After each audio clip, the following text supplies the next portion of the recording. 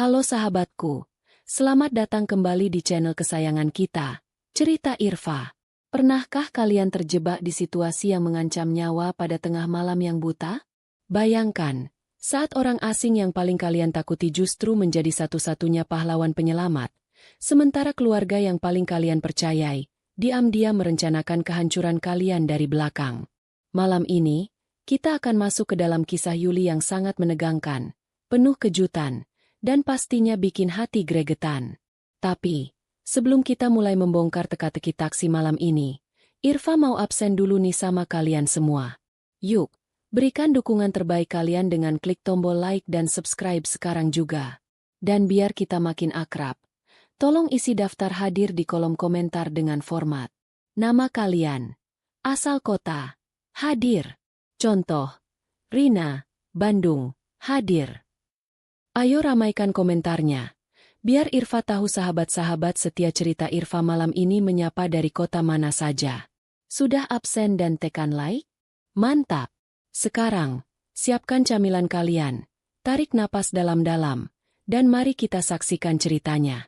Malam itu seharusnya menjadi malam puncak perayaan kesuksesan perusahaan yang telah kubangun dengan keringat, air mata, dan perjuangan panjang selama bertahun-tahun. Pesta meriah diadakan di sebuah hotel mewah di pusat ibu kota, dipenuhi dengan dentingan gelas kaca, alunan musik klasik yang elegan, serta tepuk tangan dan senyum bangga dari para kolega bisnisku. Sebagai seorang wanita karir, aku, Yuli, merasa telah mencapai salah satu titik tertinggi dan paling cemerlang dalam hidupku. Gaun malam berwarna marun yang kukenakan membuatku tampil sempurna di hadapan semua orang. Namun, di balik riasan wajah yang paripurna dan senyum yang terus mengembang menyapa para tamu, hatiku sejujurnya terasa kosong dan hampa karena satu hal. Ragil, suamiku tercinta, tidak bisa hadir menemaniku di malam yang paling penting ini. Ragil selalu menjadi sosok suami yang terlihat penyabar, pengertian, dan sangat mendukung apapun yang aku lakukan. Pagi tadi, sebelum aku berangkat ke acara ini, ia beralasan sedang ada urusan pekerjaan mendadak di luar kota yang benar-benar tidak bisa ditinggalkan.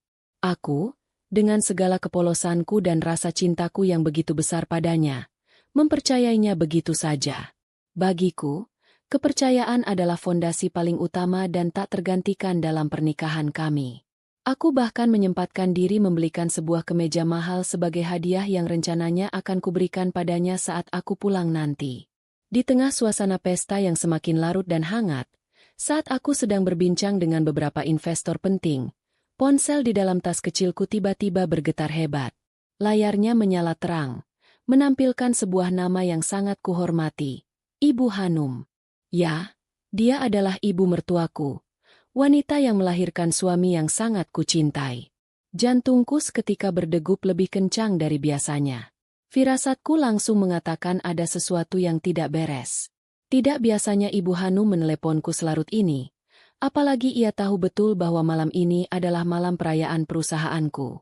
Dengan segera, aku meminta izin kepada para investor, menjauh dari keramaian pesta, dan mencari sudut ruangan yang sedikit lebih sepi di dekat balkon untuk mengangkat panggilannya. Firasat buruk yang entah datang dari mana mulai merayap masuk ke dalam benakku, membuat bulu kuduku meremang. Halo, Ibu? Ada apa malam-malam begini menelepon Yuli? Sapaku dengan suara setengah bergetar, berusaha sekuat tenaga menutupi kekhawatiranku agar tidak terdengar panik. Di seberang sana, bukan jawaban tenang yang kudapatkan, melainkan suara isakan tangis yang begitu menyayat hati. Yuli, cepat pulang. Nak, suamimu, Ragil, dia sakit parah. Dia terus-menerus memanggil namamu sedari tadi. Suara Ibu Hanum terdengar sangat parau, putus asa, dan penuh dengan kepanikan. Kata-kata itu bagaikan petir yang menyambar tepat di siang bolong, menghancurkan duniaku dalam hitungan detik. Kakiku yang terbalut sepatu hak tinggi seketika terasa lemas tak bertulang. Duniaku seakan runtuh dan berputar. Sakit? Sakit apa, Bu? Bukankah tadi pagi Mas Ragil baik-baik saja saat menelepon Yuli? Dia bilang sedang ada urusan pekerjaan. Tanyaku dengan napas memburu dan air mata yang mulai menggenang di pelupuk mataku. Semua kebahagiaan, kebanggaan, dan pencapaian yang baru saja kurasakan beberapa menit yang lalu lenyap tak berbekas. menguap begitu saja digantikan oleh ketakutan yang luar biasa. Ibu juga tidak tahu. Yuli. Tiba-tiba saja dia kolaps di rumah. Badannya dingin sekali. Wajahnya pucat pasi seperti mayat. Sekarang dia sudah ibu bawa ke hotel terdekat karena rumah sakit besar sedang penuh dan menolak pasien darurat. Dokter kenalan ibu sedang menuju ke sana untuk memeriksanya. Jelas ibu Hanum dengan nada mendesak yang membuat darahku serasa berhenti mengalir. Kamu harus pulang sekarang juga. Yuli, tolong. Ibu mohon padamu. Tinggalkan semua pekerjaanmu. Ragil sangat membutuhkanmu di sampingnya saat ini. Tanpa berpikir panjang lagi, apalagi untuk menimbang-nimbang urusan pekerjaanku, aku langsung mengiyakan permintaan ibu mertuaku. Pikiranku sudah benar-benar kacau balau. Aku tidak peduli lagi dengan kemeriahan pesta ini, tidak peduli dengan kolega-kolega yang menungguku, atau penghargaan apapun yang akan kuterima malam ini. Harta dan kesuksesan tidak ada artinya jika dibandingkan dengan nyawa suami yang sangat kucintai. Yang ada di kepalaku hanyalah wajah Ragil dan keselamatannya. Iya, Bu. Yuli akan cari tiket pesawat malam ini juga. Tolong jaga Mas Ragil ya, Bu. Yuli segera pulang. Ucapku sambil menyeka air mata yang kini mulai jatuh menetes deras membasahi riasan pipiku. Setelah menutup telepon dengan tangan gemetar, aku berlari menerobos kerumunan tamu undangan yang sedang berdansa tanpa mempedulikan tatapan heran dan kebingungan mereka. Aku langsung menghampiri asisten pribadiku, menyerahkan segala urusan acara kepadanya dengan pesan singkat dan tegas bahwa ada keadaan darurat keluarga menyangkut nyawa suamiku yang mengharuskanku pulang detik itu juga. Dengan gaun malam yang masih melekat di tubuhku, aku bergegas berlari menuju kamar hotel tempatku menginap, memasukkan barang-barang pribadiku ke dalam koper kecil secara asal-asalan. Tanganku terus gemetar tak terkendali. Napasku memburu cepat. Setiap detik waktu yang berlalu terasa begitu berharga bagaikan pertaruhan nyawa. Sambil membereskan pakaian yang berantakan, aku terus-menerus mencoba menghubungi nomor ponsel Ragil, berharap dengan sangat keajaiban terjadi, ia akan mengangkat panggilanku, tersenyum, dan mengatakan bahwa semua ini hanyalah kesalahpahaman atau sekadar masuk angin biasa. Namun, panggilan itu selalu saja dialihkan. Nomornya sama sekali tidak aktif. Hal ini semakin membuatku dilanda kepanikan dan histeria yang luar biasa di dalam kamar sendirian. Dalam perjalanan membelah jalanan kota menuju bandara dengan taksi sewaan yang melaju kencang, aku tidak henti-hentinya memanjatkan doa, memohon kepada Tuhan dengan air mata yang terus bercucuran agar suamiku diberikan keselamatan dan umur panjang. Aku menatap layar ponselku dengan mata nanar, memesan tiket penerbangan terakhir yang bisa kudapatkan malam itu secara online. Beruntung. Sungguh mukjizat. Masih ada satu kursi tersisa di kelas ekonomi untuk penerbangan menuju kota kelahiranku malam itu. Setibanya di bandara yang megah, suasana sudah cukup sepi dan lengang karena hari sudah menjelang larut malam. Aku berlari menyusuri lorong-lorong terminal keberangkatan yang panjang dengan koper yang kutarik tergesa-gesa. Suara roda koper yang beradu dengan lantai marmer menggema memecah keheningan malam, seirama dengan detak jantungku yang tak beraturan. Pikiranku terus melayang kepada Ragil. Aku membayangkan wajah suamiku yang tampan itu kini pucat pasi, menahan rasa sakit yang luar biasa di sebuah ranjang kamar hotel yang entah di mana. Rasa bersalah yang teramat sangat mulai menyelimuti relung hatiku karena aku tidak berada di sampingnya saat ia paling membutuhkanku. Aku merasa menjadi istri yang buruk karena terlalu sibuk mengejar duniawi. Setelah melewati proses pemeriksaan keamanan bandara yang terasa sangat lama dan menyiksa kesabaranku, aku akhirnya duduk terhempas di kursi ruang tunggu keberangkatan. Waktu di dinding menunjukkan pukul 10:30 malam. Mataku terus tertuju pada jam yang melingkar di pergelangan tanganku, seolah berharap dengan menatapnya. Waktu bisa berjalan lebih cepat dan pesawat segera terbang membawaku pulang.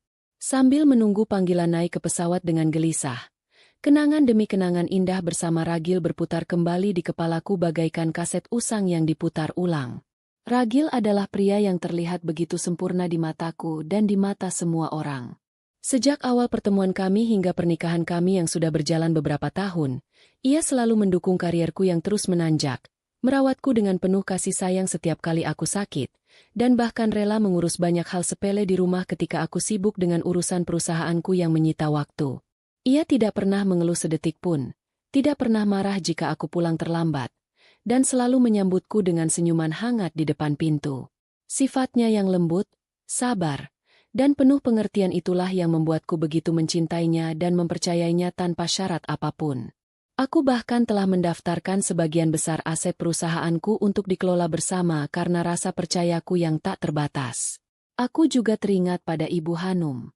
Hubunganku dengan ibu mertuaku itu memang terbilang sangat baik dari luar, meski kadang ada sedikit perbedaan pendapat tentang bagaimana mengurus rumah tangga, namun aku selalu menghormatinya layaknya ibu kandungku sendiri.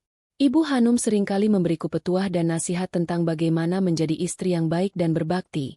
Meski ia juga tahu betul bahwa menantunya ini adalah tulang punggung utama dalam perekonomian keluarga besar kami. Aku tidak pernah mempermasalahkan hal itu, tidak pernah perhitungan soal uang, karena bagiku, apa yang kumiliki adalah milik Ragil dan milik keluarganya juga. Namun malam ini, di tengah dinginnya AC ruang tunggu bandara, entah mengapa, ada perasaan ganjil yang tiba-tiba menyusup tajam di antara rasa khawatirku yang memuncak. Mengapa Ibu Hanum membawa Ragil ke sebuah hotel dan bukan ke rumah sakit lain? Bukankah kota kami memiliki banyak rumah sakit besar dengan fasilitas jauh lebih lengkap? Mengapa tiba-tiba dokter kenalannya bisa memeriksa di hotel malam-malam begini?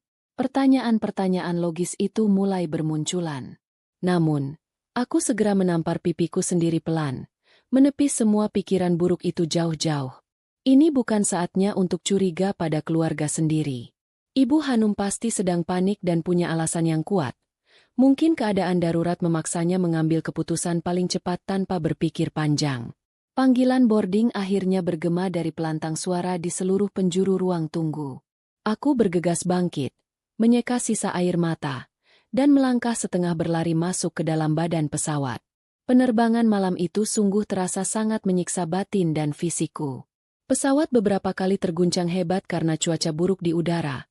Seolah-olah alam sedang mencerminkan badai kecemasan yang sedang mengamuk luar biasa di dalam dadaku. Aku memejamkan mata erat-erat, menggenggam sandaran kursi pesawat dengan telapak tangan yang berkeringat dingin dan bergetar. Bertahanlah, Mas Ragil. Aku datang untukmu. Jangan tinggalkan aku. Batinku merintih berulang kali dalam doa yang tak putus-putusnya. Perjalanan udara selama hampir 2 jam itu terasa bagaikan siksaan neraka yang berabad-abad lamanya. Aku tidak bisa memejamkan mata sedikit pun untuk beristirahat. Terus membayangkan hal-hal terburuk yang mungkin terjadi pada suamiku tercinta yang sedang menahan maut. Tepat pukul 12 malam lewat sedikit, roda pesawat akhirnya menyentuh landasan pacu dengan suara decitan yang cukup keras, membuat tubuhku terhempas ke depan. Hujan gerimis yang cukup deras menyambut kedatanganku di kota kelahiranku sendiri, menambah kesan suram, sepi, dan dingin pada malam itu. Begitu pintu pesawat dibuka oleh pramugari, aku tidak menunggu antrean, langsung bergegas turun setengah berlari menuju lorong pintu keluar kedatangan. Bandara kota ini sudah sangat lengang bak kota mati. Hanya ada beberapa penumpang lain dari jadwalku yang berjalan gontai menahan kantuk yang luar biasa. Udara malam yang berembus masuk melalui pintu otomatis bandara terasa menusuk tulang belulangku, membuatku tanpa sadar merapatkan jaket tipis yang membalut gaun malamku. Menyusuri lorong terminal kedatangan terasa seperti berjalan di atas bara api. Setiap detik yang berdetak di jam tanganku seakan menghitung mundur sisa waktu yang kumiliki untuk menyelamatkan suamiku. Langit-langit bandara yang tinggi dan lampu-lampu neon yang benderang justru membuatku merasa semakin kecil, tak berdaya, dan sendirian. Aku mencoba menarik napas panjang berkali-kali, berusaha menenangkan debaran jantung yang tak kunjung mereda. Dalam kepalaku, berbagai macam skenario mengerikan terus berputar bagaikan film horor yang tak ada habisnya. Apakah suamiku terkena serangan jantung fatal? Apakah pembuluh darahnya pecah? Ataukah ini kecelakaan parah yang dirahasiakan oleh ibu mertuaku agar aku tidak pingsan di jalan? Semua rentetan pertanyaan itu menumpuk di otakku, membuat kepalaku pening dan pandanganku sesekali berkunang-kunang karena kelelahan fisik yang bercampur aduk dengan ketegangan mental yang ekstrim. Aku berdiri di depan pintu kedatangan yang terbuka lebar menghadap jalan raya yang basah, mengedarkan pandangan ke segala arah mencari taksi atau kendaraan apapun yang bisa membawaku segera menemui suami dan ibu mertuaku. Tiba-tiba, ponselku kembali berdering nyaring memecah sepinya malam. Sebuah pesan singkat masuk dari Ibu Hanum yang berisi nama dan alamat lengkap hotel tempat mereka berada saat ini. Aku membaca pesan itu dengan saksama dan teliti, memastikan tidak ada satu huruf pun yang terlewat. Alamatnya menunjuk ke sebuah daerah pinggiran kota yang sangat asing bagiku, daerah yang terkenal cukup sepi, rawan, dan jauh dari keramaian hiruk-pikuk pusat kota. Perasaan aneh dan dingin kembali menyergap tengkukku, membuatku bergidik ngeri sejenak. Tetapi aku segera menggelengkan kepala kuat-kuat. Fokusku saat ini hanyalah satu tujuan. Sampai di kamar hotel itu secepat mungkin dan memeluk suamiku. Aku melangkah gontai namun pasti menuju ke area pangkalan taksi bandara, di mana hanya tersisa beberapa mobil taksi usang yang terparkir menembus hujan. Suasana remang-remang di sekitar tempat itu membuat nyaliku sedikit ciut. Namun dorongan cinta untuk segera bertemu Ragil mengalahkan segala rasa takut yang ada di dadaku. Aku sama sekali tidak tahu bahwa malam ini, keputusan untuk melangkah masuk ke dalam salah satu taksi itu akan membawaku ke dalam sebuah jebakan gelap nan mengerikan, yang akan meruntuhkan seluruh dunia, kebahagiaan, dan cinta yang selama ini kuyakini dengan sepenuh hati. Angin malam berembus semakin kencang, membawa tampias hujan gerimis yang mulai membasahi ujung gaun marunku. Aku berdiri terpaku di bawah kanopi area kedatangan bandara yang temaram, memeluk tubuhku sendiri yang mulai menggigil kedinginan.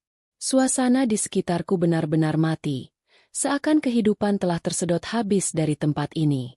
Hanya terdengar suara rintik hujan yang menghantam aspal jalanan dan sesekali suara pengumuman bandara yang menggema memecah keheningan yang mencekam ini. Jari-jariku yang lentik namun sedingin es terus saja menekan layar ponsel, mencoba menghubungi nomor Ragil untuk yang kesekian kalinya malam ini.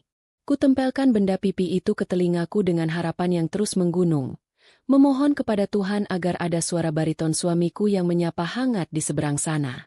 Namun, lagi-lagi, hanya suara operator otomatis wanita yang terdengar monoton, menyatakan tanpa perasaan bahwa nomor yang kutuju sedang tidak aktif atau berada di luar jangkauan. Rasa frustrasi mulai menggerogoti kewarasan dan ketenanganku. Angkat, Mas.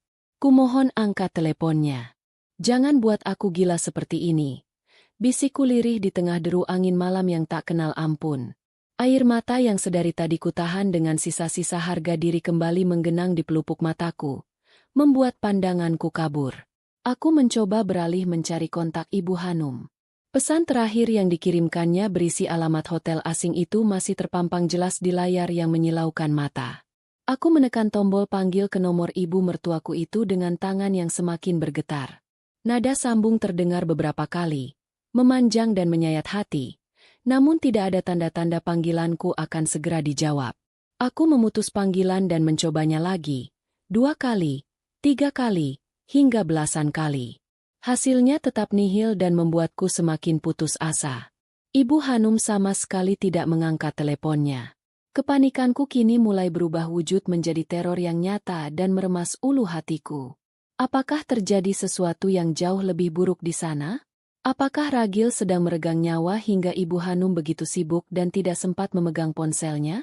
Pikiranku terus menari-nari dalam bayangan gelap yang sangat mengerikan.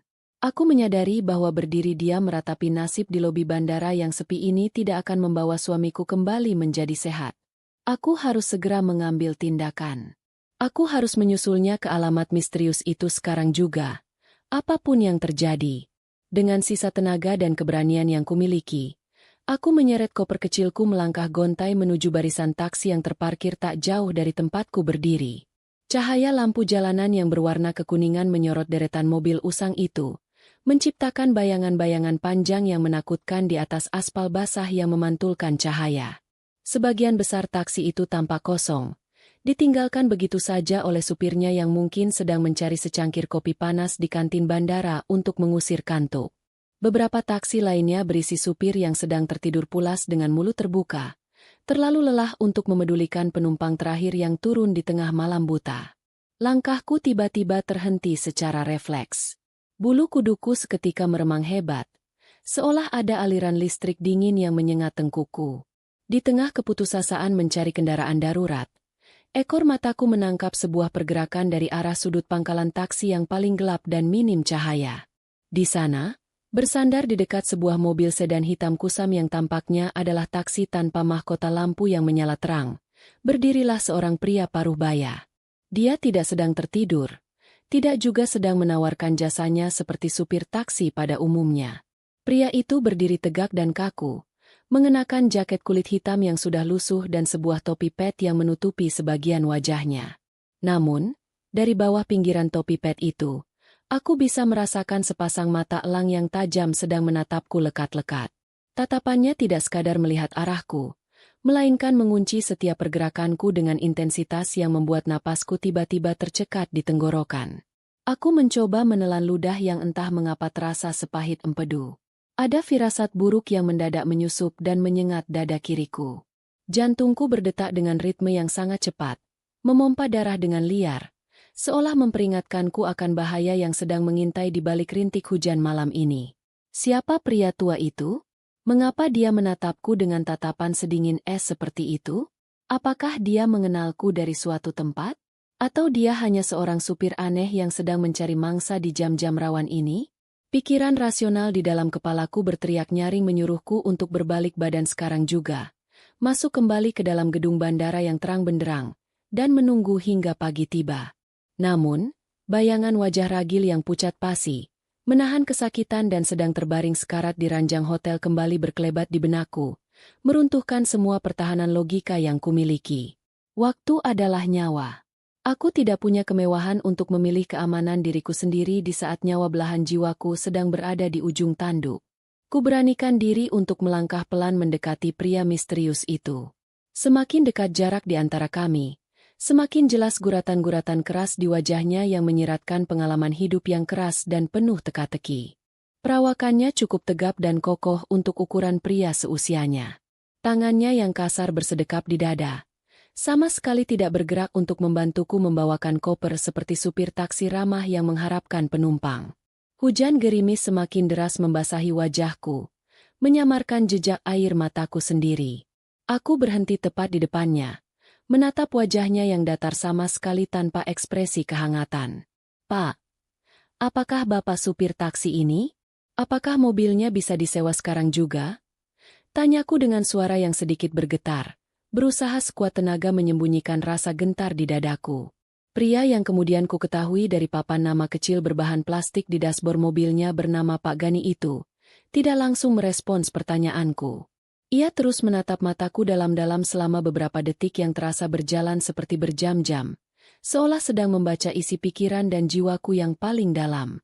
Tatapannya sungguh membuatku merasa tidak nyaman dan sangat tak berdaya. Perlahan, tanpa mematahkan kontak mata kami yang menegangkan, ia menganggukkan kepalanya dengan gerakan yang kaku. "Kemana tujuan Anda, Nyonya?" Suaranya akhirnya terdengar. Suara itu sangat berat, serak, dan luar biasa dingin, seolah pita suaranya jarang sekali digunakan untuk berbicara dengan manusia lain. Aku merogoh saku gaunku yang basah, mengeluarkan ponselku yang layarnya masih menyala menampilkan pesan berharga dari ibu mertuaku. Tanganku gemetar hebat saat menyodorkan layar yang menampilkan alamat itu ke hadapan wajahnya. "Ke hotel ini, Pak, di daerah pinggiran kota sebelah selatan. Tolong, Pak, antar saya secepat mungkin malam ini juga. Suami saya sedang kritis di sana. Berapapun ongkos yang Bapak minta, akan saya bayar 2 kali lipat, asal Bapak bisa berkendara dengan cepat melintasi hujan ini." Pak Gani menundukkan pandangannya, melirik sekilas ke arah layar ponsel yang kupegang. Hanya sekilas, namun aku berani bersumpah melihat rahangnya mengeras sesaat, seperti ada urat yang menonjol, layaknya orang yang sedang menahan sebuah ketegangan yang besar. Namun, ekspresi mikro itu hilang begitu cepat, digantikan kembali oleh raut wajah datarnya yang misterius. Tanpa mengucapkan sepatah kata pun untuk mengiyakan permintaanku atau menyepakati tawaran harga tinggi dariku, ia berbalik badan begitu saja. Ia membuka pintu bagasi mobil sedannya yang berderit nyaring menembus sepi, lalu memberi isyarat dengan kepalanya yang kaku agar aku memasukkan koperku sendiri ke dalam sana. Tidak ada keramah tamahan, tidak ada senyum basa-basi yang biasa kutemui. Sikapnya sungguh sangat ganjil dan membuat firasat buruk di relung hatiku semakin menjadi-jadi dan meronta-ronta. Sambil menahan rasa dongkol dan takut yang bercampur aduk menjadi satu, Aku mengangkat koperku dengan susah payah dan memasukkannya ke dalam bagasi yang berbau apak seperti debu lama. Setelah membanting pintu bagasi hingga tertutup rapat, aku melangkah dengan ragu menuju pintu penumpang di bagian belakang. Tanganku ragu-ragu memegang gagang pintu mobil yang terasa sangat dingin es. Ada suara kecil yang sangat mengganggu di dalam kepalaku yang terus berteriak histeris menyuruhku lari dari tempat itu, memperingatkan bahwa masuk ke dalam mobil asing ini adalah sebuah kesalahan fatal yang tak bisa ditarik kembali. Aku menoleh ke belakang sejenak, menatap jalanan bandara yang gelap dan sepi mencekam. Tidak ada orang lain di sana yang bisa kumintai tolong. Aku benar-benar sendirian malam ini.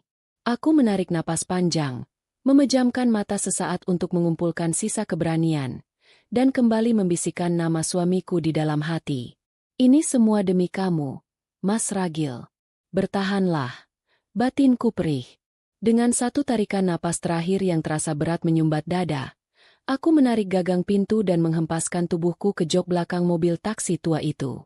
Aroma di dalam kabin tercium seperti campuran bau tembakau murah dan pengharum ruangan rasa jeruk yang sangat menyengat hidung.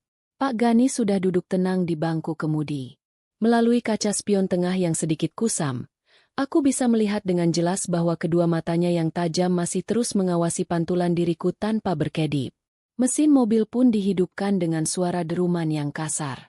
Taksi hitam itu bergerak maju secara perlahan, meninggalkan area bandara yang sepi, menembus pekatnya malam dan hujan gerimis yang kini mulai berubah menjadi badai besar. Perjalananku menuju alamat yang diberikan Ibu Hanum pun dimulai, membawa diriku semakin dekat pada jebakan malam yang akan mengubah seluruh jalan hidupku selamanya. Hujan badai kini mengguyur kota dengan sangat beringas, seolah langit sedang menumpahkan seluruh amarahnya ke atas bumi. Mobil sedan tua berwarna hitam kusam yang kukendarai bersama supir misterius bernama Pak Gani itu melaju membelah tirai air yang sangat tebal. Suara rintik hujan yang menghantam atap seng mobil terdengar begitu memekakan telinga, berpadu dengan deru mesin yang terdengar kasar dan tersengal-sengal di setiap tanjakan kecil. Aku duduk meringkuk di sudut jok belakang yang terasa dingin dan lembab, merapatkan jaket tipis yang membalut gaun marunku. Suasana di dalam kabin mobil ini terasa sangat mencekam dan kaku. Udara dingin dari pendingin ruangan yang menyala maksimal seakan berlomba membekukan darah di dalam nadiku. Mataku terus mengawasi jalanan dari balik kaca jendela yang mulai berembun karena perbedaan suhu yang drastis. Pada awalnya, aku berusaha menyingkirkan segala bentuk kecurigaan yang bersarang di kepalaku. Aku mencoba meyakinkan diriku sendiri bahwa pikiran-pikiran negatif ini hanyalah hasil dari kelelahan fisik dan stres berat, akibat memikirkan kondisi Ragil yang sedang kritis. Namun, seiring berjalannya waktu, ada hal-hal ganjil yang tidak bisa lagi kuabaikan begitu saja dengan akal sehatku. Sebagai seorang wanita yang lahir dan membesarkan sebuah perusahaan di kota ini, aku menghafal di luar kepala setiap lekup jalan, persimpangan, dan jalur tercepat untuk menuju ke berbagai sudut kota. Alamat hotel yang diberikan oleh Ibu Hanum memang berada di pinggiran selatan, yang seharusnya bisa ditempuh melalui jalan tol lingkar luar yang lebar, terang benderang, dan memiliki aspal yang mulus. Namun, pemandangan yang berkelebat di luar jendela mobil saat ini sungguh sangat berbeda dengan apa yang ada di dalam ingatanku. Tidak ada lampu jalanan benderang, tidak ada papan reklam raksasa yang menyala, dan tidak ada sisa-sisa kemacetan khas ibu kota. Sebaliknya, mobil ini terus saja meliuk-liuk melewati jalanan aspal yang berlubang, sempit, dan diapit oleh pepohonan rindang yang gelap gulita bak lorong tanpa ujung. Sesekali kami melewati deretan pabrik-pabrik tua yang sudah lama ditinggalkan, dengan pagar besi berkarat yang tampak menyeramkan di bawah kilatan cahaya petir yang sesekali menyambar di langit malam. Pak Gani telah membawa mobil ini keluar dari jalur protokol utama dan masuk jauh ke dalam kawasan industri mati yang sama sekali tidak pernah dilewati oleh taksi komersial manapun di jam selarut ini. Jantungku mulai berdegup kencang, memompa rasa panik yang perlahan tapi pasti merayap naik hingga ke kerongkonganku. Aku mencondongkan tubuhku ke depan, memegang sandaran kursi kemudi dengan tangan yang bergetar hebat. Pak Gani, sepertinya Bapak salah mengambil jalan simpang. Tegurku dengan suara yang sengaja kutinggikan agar bisa mengalahkan suara gemuruh hujan. Jalan menuju ke alamat hotel itu seharusnya kita masuk ke gerbang tol di persimpangan tadi, bukan masuk ke kawasan jalan lama seperti ini. Tolong putar balik sekarang juga. Pak, suami saya sedang menahan sakit di sana. Saya harus cepat sampai. Kita tidak punya waktu untuk tersesat di jalanan gelap seperti ini. Aku menunggu balasan dari pria parubaya itu dengan napas yang tertahan di dada. Namun, keheningan yang sangat menyiksa justru menjadi satu-satunya jawaban yang kuterima. Pak Gani sama sekali tidak membuka mulutnya, tidak menoleh, bahkan tidak memberikan gestur anggukan sekecil apapun untuk merespons protes keras yang baru saja kulontarkan. Ia duduk tegak bagaikan sebuah patung batu. Kedua tangannya mencengkeram kemudi dengan sangat erat hingga buku-buku jarinya memutih. Satu hal yang membuat darahku berdesir hebat adalah tatapan matanya. Alih-alih fokus menatap jalanan gelap di depan sana yang terhalang lebatnya hujan, sepasang mata tajam Pak Gani terus-menerus melirik ke arah kaca spion tengah dan kaca spion samping secara bergantian dengan ritme yang sangat intens dan penuh kewaspadaan. Sikap anehnya itu membuat nyaliku semakin menciut. Perasaan bahwa aku sedang berada di dalam sebuah perangkap mematikan kini terasa sangat nyata, bukan lagi sekadar halusinasiku belaka.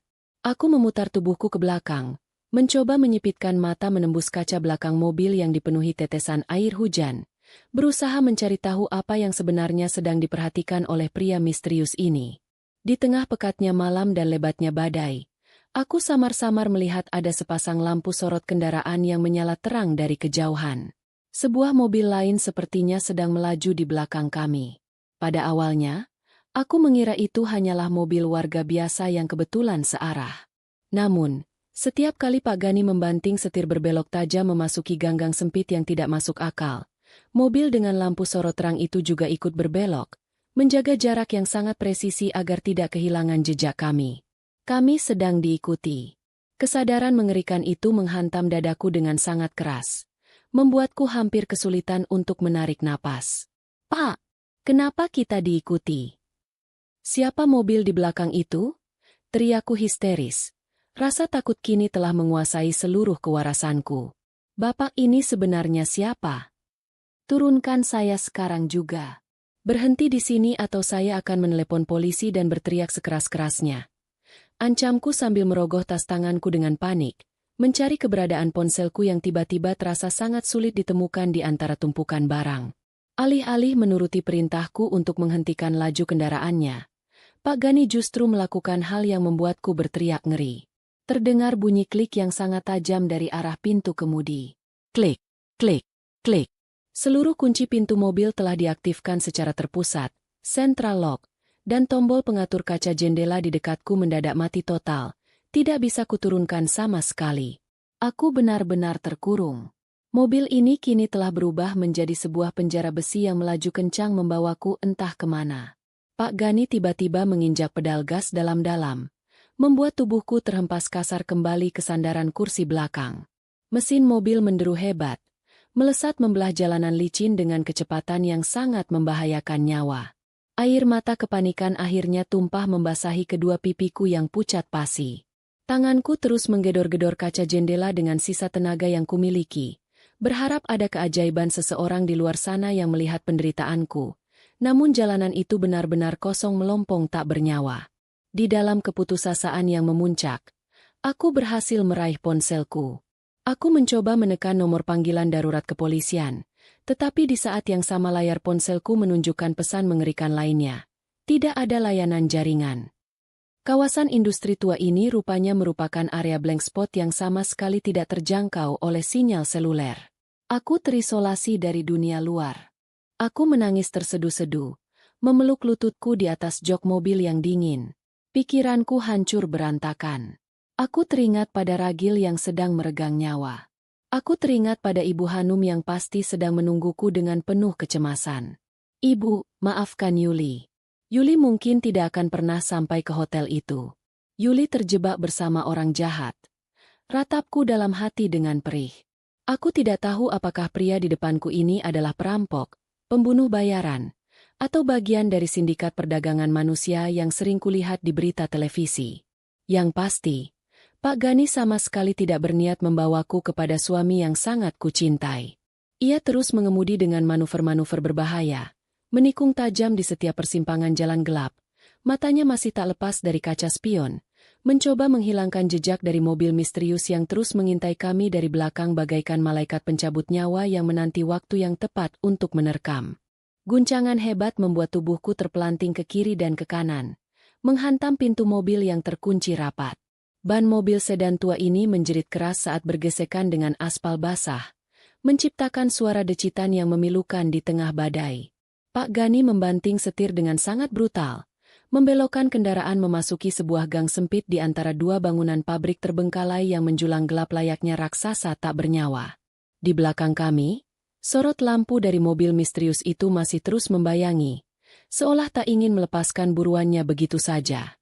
Aku memejamkan mata rapat-rapat, menggigit bibir bawahku hingga terasa asin darah di lidahku. Pikiranku sudah pasrah.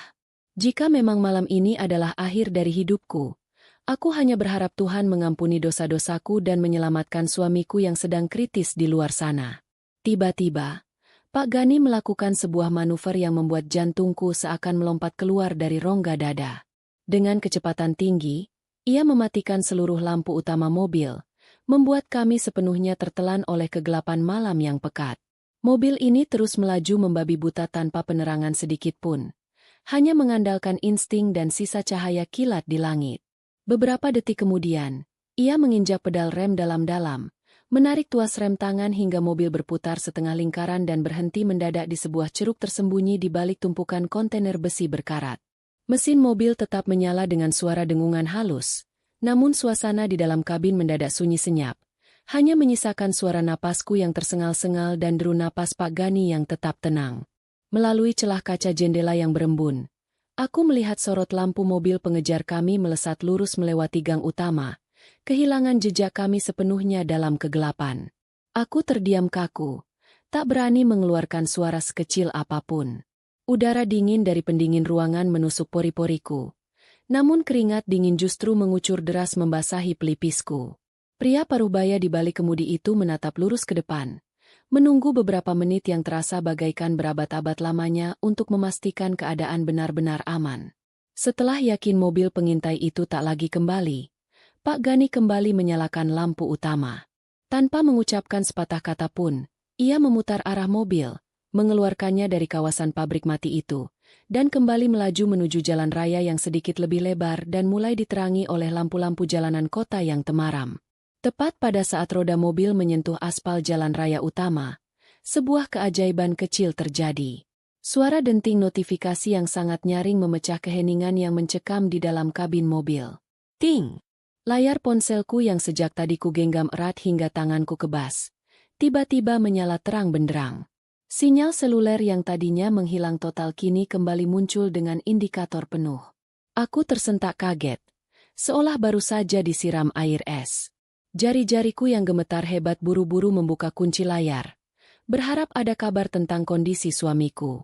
Jantungku berdegup kencang saat melihat sebuah pesan WhatsApp baru saja masuk. Mataku langsung tertuju pada nama pengirimnya yang tertera jelas di layar. Ibu Hanum. Aku menelan ludah dengan susah payah. Napasku tertahan di tenggorokan saat aku membuka ruang obrolan tersebut. Pesan itu sangat singkat, namun kalimat yang tertera di sana justru membuat seluruh aliran darah di tubuhku seakan membeku. Bukannya mengabarkan kondisi medis terkini, atau memintaku untuk bersiap menghadapi kemungkinan terburuk, pesan dari ibu mertuaku itu justru berbunyi. Yuli, kalau sudah sampai, langsung masuk ke kamar 302 ya. Ibu dan Ragil tunggu di sana. Aku menatap layar ponsel itu lekat-lekat, membaca deretan kalimat itu berulang kali hingga mataku terasa perih. Ada sebuah keganjilan yang sangat besar dan tidak masuk akal yang menghantam logikaku dengan keras. Logika seorang pebisnis yang selama ini selalu jeli melihat celah mulai bekerja di tengah kepanikanku. Kalimat itu terasa sangat salah. Nada pesannya terlampau tenang, terlampau datar untuk ukuran seorang ibu yang putranya sedang berada di ambang kematian. Ibu dan Ragil tunggu di sana. Bagaimana mungkin orang yang sedang kolaps, pucat pasi seperti mayat, dan menahan sakit luar biasa bisa dikatakan, menunggu, di sebuah kamar hotel? Bukankah seharusnya Ibu Hanum memintaku menemuinya di lobi?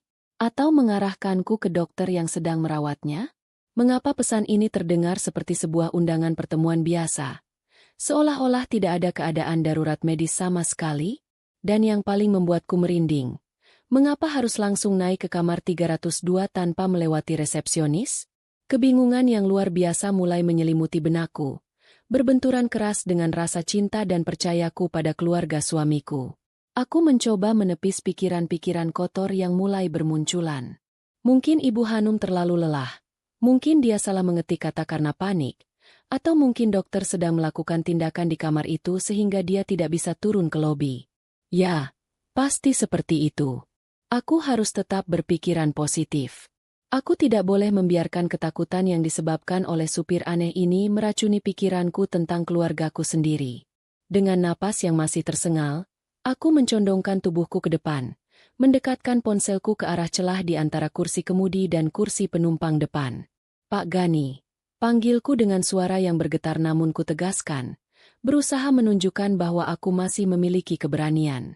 Lihat ini, ibu mertua saya baru saja mengirim pesan. Dia dan suami saya sudah menunggu di kamar 302. Hotelnya pasti sudah dekat dari sini, kan? Saya mohon, percepat laju mobil ini. Tidak ada yang perlu ditakutkan lagi. Kita sudah tidak diikuti. Tolong antarkan saya ke sana sekarang juga. Pak Gani melirik layar ponselku dari sudut matanya melalui pantulan kaca spion. Raut wajahnya sama sekali tidak berubah, tetap sedingin balok es. Namun ada kilatan aneh di matanya yang membuatku merasa sangat tidak nyaman. Ia menarik napas panjang, lalu menghembuskannya perlahan sebelum akhirnya suara seraknya memecah keheningan untuk yang kedua kalinya malam ini. Nyonya Yuli, ucapnya pelan, memanggil namaku padahal aku belum pernah memperkenalkan diri kepadanya sejak awal aku masuk ke dalam taksi ini. Fakta itu membuatku tersentak. Namun aku tak sempat memprotes karena ia langsung melanjutkan kalimatnya. Tidakkah Anda merasa aneh? Seorang ibu yang anaknya sedang meregang nyawa, mengirimkan pesan yang begitu rapi, terstruktur, dan sama sekali tidak mencerminkan kepanikan? Kamar 302. Sangat spesifik. Apakah menurut Nyonya, itu adalah pesan dari orang yang sedang ketakutan kehilangan keluarganya? Atau itu adalah pesan dari seseorang yang sedang mengarahkan mangsanya masuk ke dalam kandang? Kata-kata Pak Gani bagaikan panah beracun yang menancap tepat di ulu hatiku. Seluruh pertahanan diriku runtuh. Pertanyaan retoris yang ia lontarkan adalah cerminan dari ketakutan terdalamku yang baru saja kutepis mati-matian. Apa maksud Bapak? Teriakku marah, menutupi rasa takutku yang semakin membesar. Jangan berani-berani Bapak menuduh keluarga saya. Ibu saya hanya sedang kebingungan. Bapak ini hanya supir taksi. Tugas Bapak hanya mengantar, bukan mencampuri urusan keluarga saya. Jika Bapak tidak mau mengantar, turunkan saya di sini. Pak Gani tidak menjawab kemarahanku. Ia memalingkan wajahnya kembali menatap lurus ke jalanan aspal yang basah. Mobil taksi hitam ini mulai melambat seiring dengan pemandangan di luar jendela yang mulai berubah. Hujan gerimis perlahan mereda, menyisakan kabut tipis yang menyelimuti udara malam. Di ujung jalan yang lengang dan minim penerangan, sebuah bangunan bergaya lama dengan cat yang mulai mengelupas tampak berdiri kokoh di tengah keheningan. Sebuah papan nama berbahan neon box yang berkedip-kedip redup karena korsleting air hujan menampilkan tulisan yang membuat jantungku seolah berhenti berdetak sesaat. Kami telah tiba di lokasi. Bangunan suram di depan sana adalah hotel tempat Ibu Hanum memintaku datang. Tempat di mana suamiku yang tercinta dikabarkan sedang meregang nyawa. Namun, melihat aura gelap dan sunyi yang memancar dari gedung itu, kakiku mendadak terasa lemas. Aku tidak tahu apa yang sedang menungguku di balik pintu kamar 302, namun firasatku berteriak nyaring bahwa langkahku malam ini akan mengubah segalanya hingga ke akar-akarnya. Taksi hitam yang membawaku akhirnya merayap pelan memasuki pelataran sebuah bangunan yang diklaim sebagai hotel oleh Ibu Hanum. Roda mobil bergemeretak melindas jalanan berbatu kerikil yang tergenang air sisa hujan badai, menciptakan suara berderak yang memecah keheningan malam di daerah pinggiran kota yang sepi ini. Bangunan 3 lantai itu menjulang kaku menantang rintik hujan yang kini tinggal gerimis tipis. Pemandangannya sungguh jauh dari kata layak, apalagi untuk dijadikan tempat merawat seseorang yang sedang berada dalam kondisi medis darurat. Cat dindingnya yang dulunya mungkin berwarna cerah kini telah memudar menjadi abu-abu kotor, mengelupas di sana-sini menampilkan plesteran semen yang lembab, retak, dan ditumbuhi lumut kehitaman.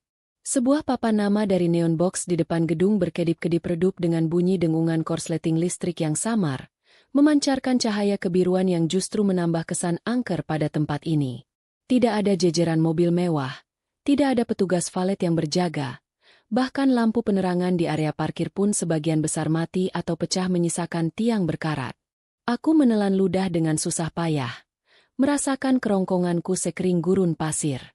Mataku membelalak menatap nanar ke arah bangunan suram di balik kaca jendela mobil yang berembun. Logikaku kembali menjerit, menolak keras semua kenyataan yang ada di depan mata.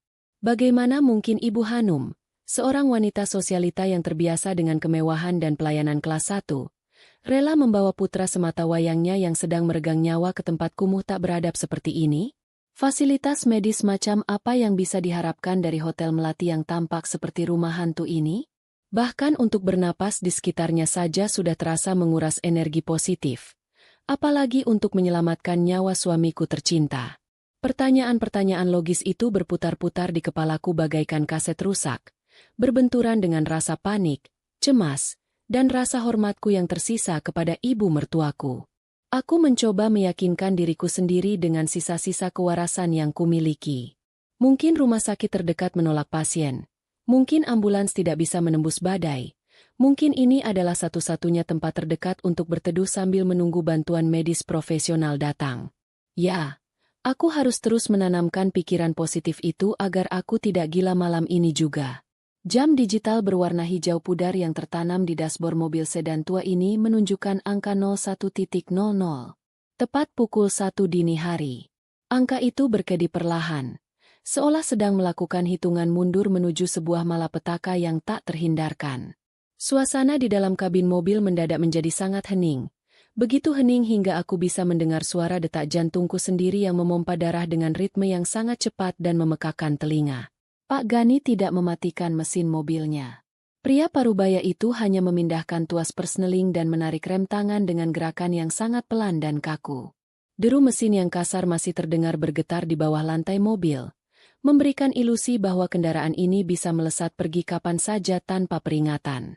Pak Gani duduk tegak mematung, kedua tangannya diletakkan di atas paha, dan pandangannya menatap lurus menembus kaca depan ke arah lobi hotel yang temaram. Ia tidak menoleh ke arahku, tidak menagih ongkos perjalanan, bahkan tidak mengatakan sepatah kata pun bahwa kami telah tiba di tempat tujuan. Dengan tangan yang masih gemetar hebat karena kombinasi udara dingin dari pendingin ruangan dan rasa takut yang menjalar di sekujur tubuh, aku meraih tas tanganku yang tergeletak di jok sebelah. Aku membuka resleting tas dengan terburu-buru, merogoh ke dalam dompetku, dan menarik beberapa lembar uang 100 ribuan tanpa menghitungnya lagi. Aku tidak peduli berapa tarif argonya, aku hanya ingin segera keluar dari mobil sialan ini, menjauh dari supir taksi yang auranya sangat mencekam, dan berlari ke dalam gedung untuk segera menemukan ragil. Aku mencondongkan tubuhku ke depan, menyodorkan lembaran uang bernilai ratusan ribu itu ke arah kursi kemudi, mendekatkan tanganku ke bahu Pak Gani. Ini uangnya, Pak. Kembaliannya ambil saja untuk Bapak. Terima kasih sudah mengantar saya menembus hujan malam ini. Meskipun Bapak banyak melakukan hal aneh di jalan tadi. Saya harus segera menemui suami saya dan ibu mertua saya di dalam sana. Tolong Bapak buka saja bagasinya dari dalam, saya akan mengambil koper saya sendiri. Ucapku dengan nada bicara yang kubuat setegas mungkin, mencoba mengendalikan sisa-sisa getaran ketakutan di pita suaraku. Aku ingin segera mengakhiri interaksi dengan pria misterius ini secepat kilat. Namun, reaksiku tidak ditanggapi sebagaimana mestinya. Pak Gani sama sekali tidak mengangkat tangannya untuk menerima uang yang kusodorkan. Ia bahkan tidak melirik sedikit pun ke arah lembaran uang berwarna merah yang kini menggantung di udara tepat di samping bahunya. Ia tetap diam membisu seperti sebuah patung lilin yang kehilangan jiwanya. Keheningannya itu sungguh terasa lebih mengancam daripada sebuah bentakan atau makian kasar. Aku merasa diabaikan, diremehkan, sekaligus diintimidasi secara psikologis dalam waktu yang bersamaan. Rasa frustrasi dan kemarahan mulai menggantikan kepanikanku. Aku mendengus kesal, melempar lembaran uang itu ke atas konsol tengah di dekat tuas persneling dengan kasar. Terserah Bapak kalau tidak mau menerimanya. Saya tinggalkan uangnya di situ. Saya sedang buru-buru, nyawa suami saya lebih penting daripada meladeni tingkah laku Bapak yang tidak jelas ini. Rutuku dengan emosi yang akhirnya meledak. Aku tidak mau membuang waktu 1 detik pun lagi. Suamiku mungkin sedang memanggil-manggil namaku di kamar 302 sana. Aku memutar tubuhku menghadap pintu mobil sebelah kiri. Tanganku yang dingin menyentuh gagang pintu plastik yang terasa keras. Aku menarik napas panjang, bersiap untuk mendorong pintu itu, berlari menembus sisa gerimis, dan masuk ke dalam lobi hotel untuk mencari tangga atau lift menuju lantai 3. Otot-otot di tanganku sudah menegang, siap untuk menarik tuas pembuka pintu. Sedikit lagi kebebasan berada di depan mata. Sedikit lagi aku bisa melihat wajah ragil dan memeluknya. Namun, tepat pada sepersekian detik sebelum jari-jariku berhasil menarik tuas pintu sepenuhnya, sebuah suara mekanis yang sangat keras dan tajam memecah keheningan kabin. Klik! Cetar! Suara itu berasal dari keempat pintu mobil yang mengunci secara serentak dan otomatis. Aku terkesiap. Napasku tertahan di tenggorokan. Gerakanku terhenti di udara. Otakku butuh beberapa detik untuk memproses apa yang baru saja terjadi. Dengan sisa tenaga yang didorong oleh kebingungan, aku menarik tuas pintu itu dengan paksa. Brak! Pintunya tertahan. Gagangnya tidak bisa ditarik secara penuh. Aku mencobanya lagi. Lebih keras kali ini. Brak! Brak! Hasilnya tetap sama. Pintu mobil ini terkunci rapat dari dalam. Akses keluarku telah diputus secara sepihak oleh sistem penguncian terpusat yang dikendalikan penuh dari kursi kemudi. Kepanikan yang sesungguhnya kini meledak bagaikan bom waktu di dalam kepalaku. Adrenalin membanjiri aliran darahku, membuat seluruh tubuhku merinding dan berkeringat dingin secara bersamaan. Aku menoleh dengan cepat ke arah jok depan. Kulihat jari telunjuk kanan Pak Gani baru saja terangkat dari tombol pengunci pintu yang berada di panel pintu kemudinya. Pria itu baru saja mengurungku dengan sengaja. Tuduhan-tuduhan mengerikan yang sejak awal berusaha kutepis kini kembali menyerang logikaku dengan kekuatan penuh. Dia bukan sekadar supir taksi aneh. Dia adalah seorang kriminal, seorang penculik, atau mungkin seorang pembunuh bayaran yang sudah merencanakan semua ini sejak aku melangkah keluar dari bandara. Apa-apaan ini? Kenapa pintunya dikunci? Teriakku histeris. Suaraku melengking tinggi memenuhi ruangan mobil yang sempit, menghancurkan kebisuan malam. Aku memukul-mukul kaca jendela yang tebal dengan telapak tanganku yang mungil. Tidak peduli rasa sakit yang mulai menjalar di pergelanganku. Buka pintunya sekarang juga. Pak, Bapak mau merampok saya. Ambil semua uang di tas saya. Ambil perhiasan saya. Ambil kartu ATM saya. Tapi biarkan saya keluar. Suami saya sedang sekarat di dalam sana. Buka pintunya. Aku meronta-ronta seperti burung yang terperangkap di dalam sangkar baja. Aku bergeser dengan cepat ke arah pintu kanan, mencoba menarik gagang pintunya, tapi hasilnya nihil. Semuanya terkunci mati. Aku mencondongkan tubuhku menembus celah di antara dua kursi depan, mencoba meraih tombol pembuka kunci di panel kemudi Pak Gani. Namun pria parubaya itu dengan sangat sigap dan tanpa tenaga berlebih menepis tanganku, lalu menggeser tubuhnya menutupi panel kendali tersebut. Tenaganya luar biasa kuat untuk orang seusianya. Aku terdorong mundur. Jatuh terhempas kembali ke sandaran jok belakang dengan napas memburu dan dada yang naik turun dengan cepat. Air mata ketakutan dan keputusasaan mengalir deras membasahi riasan wajahku yang sudah hancur berantakan. Tolong, saya mohon, apa salah saya pada Bapak? Tolong biarkan saya menemui suami dan ibu saya. Ratapku di sela-sela isakan tangis yang menyayat hati. Nada bicaraku kini berubah dari kemarahan menjadi permohonan yang paling menyedihkan.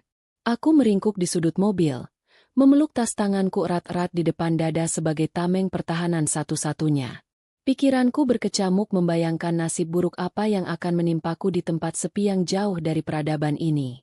Tidak ada yang akan mendengar teriakanku di sini. Aku benar-benar berada di bawah belas kasihan pria bertopi pet yang kini kembali menatap lurus ke depan seolah teriakanku tadi hanyalah hembusan angin lalu. Di tengah isakan tangisku yang tak kunjung reda, mataku tanpa sengaja menangkap pemandangan yang terlihat dari balik kaca jendela yang basah. Pandanganku tertuju pada pintu kaca lobi Hotel Melati yang kotor dan redup di depan sana. Di balik pintu kaca itu, di meja resepsionis kayu yang sudah lapuk, tidak ada tanda-tanda kehadiran tenaga medis, dokter, atau ibu Hanum yang sedang cemas mondar-mandir. Yang kulihat hanyalah sosok seorang pria muda kurus berseragam resepsionis kucel, yang perlahan mengangkat sebuah telepon gagang dengan wajah tegang. Matanya menatap tajam menembus gelapnya malam, tepat ke arah mobil taksi kami yang sedang terparkir mematung di pelataran. Ada senyum tipis dan licik yang terukir di sudut bibirnya saat menatap kemari. Sebuah gestur yang seketika membuat bulu kuduku berdiri tegak. Aku terkurung di dalam taksi bersama seorang supir yang menakutkan, sementara di luar sana, sebuah tempat yang seharusnya menjadi titik pertemuanku dengan keluargaku, justru memancarkan aura ancaman yang tidak kalah mengerikan. Udara di dalam mobil ini tiba-tiba terasa sangat mencekik, seakan pasokan oksigen telah ditarik paksa, meninggalkanku dalam teror malam yang baru saja dimulai. Isakan tangisku masih memenuhi ruang sempit di dalam kabin mobil yang terasa semakin mencekik ini. Udara dingin dari pendingin ruangan seakan membekukan aliran darahku. Namun keringat dingin justru tak henti-hentinya menetes dari pelipisku, merusak riasan wajahku yang sudah hancur sejak berjam-jam lalu. Napasku tersengal-sengal. Dadaku naik turun dengan ritme yang menyakitkan. Aku meringkuk di sudut jok belakang, memeluk lutut dan tas tanganku dengan erat, merasa seperti seekor mangsa yang sudah terpojok tak berdaya di hadapan predator. Mataku tak lepas dari pemandangan mengerikan di luar sana, sebuah lobi hotel melati yang suram, di mana seorang pria kurus berseragam resepsionis kucel baru saja meletakkan gagang telepon sambil menyunggingkan senyum licik ke arah taksi kami yang terparkir mematung di pelataran gelap ini. Di tengah histeriaku yang memuncak dan pikiran yang sudah berkeliaran membayangkan akhir hidupku, suara bariton yang sangat berat, datar, namun syarat akan ketegasan tiba-tiba memecah keheningan di dalam mobil. "Jangan turun dulu, Nyonya. Tunggu 5 menit lagi," ucap Pak Gani memecah kebisuan.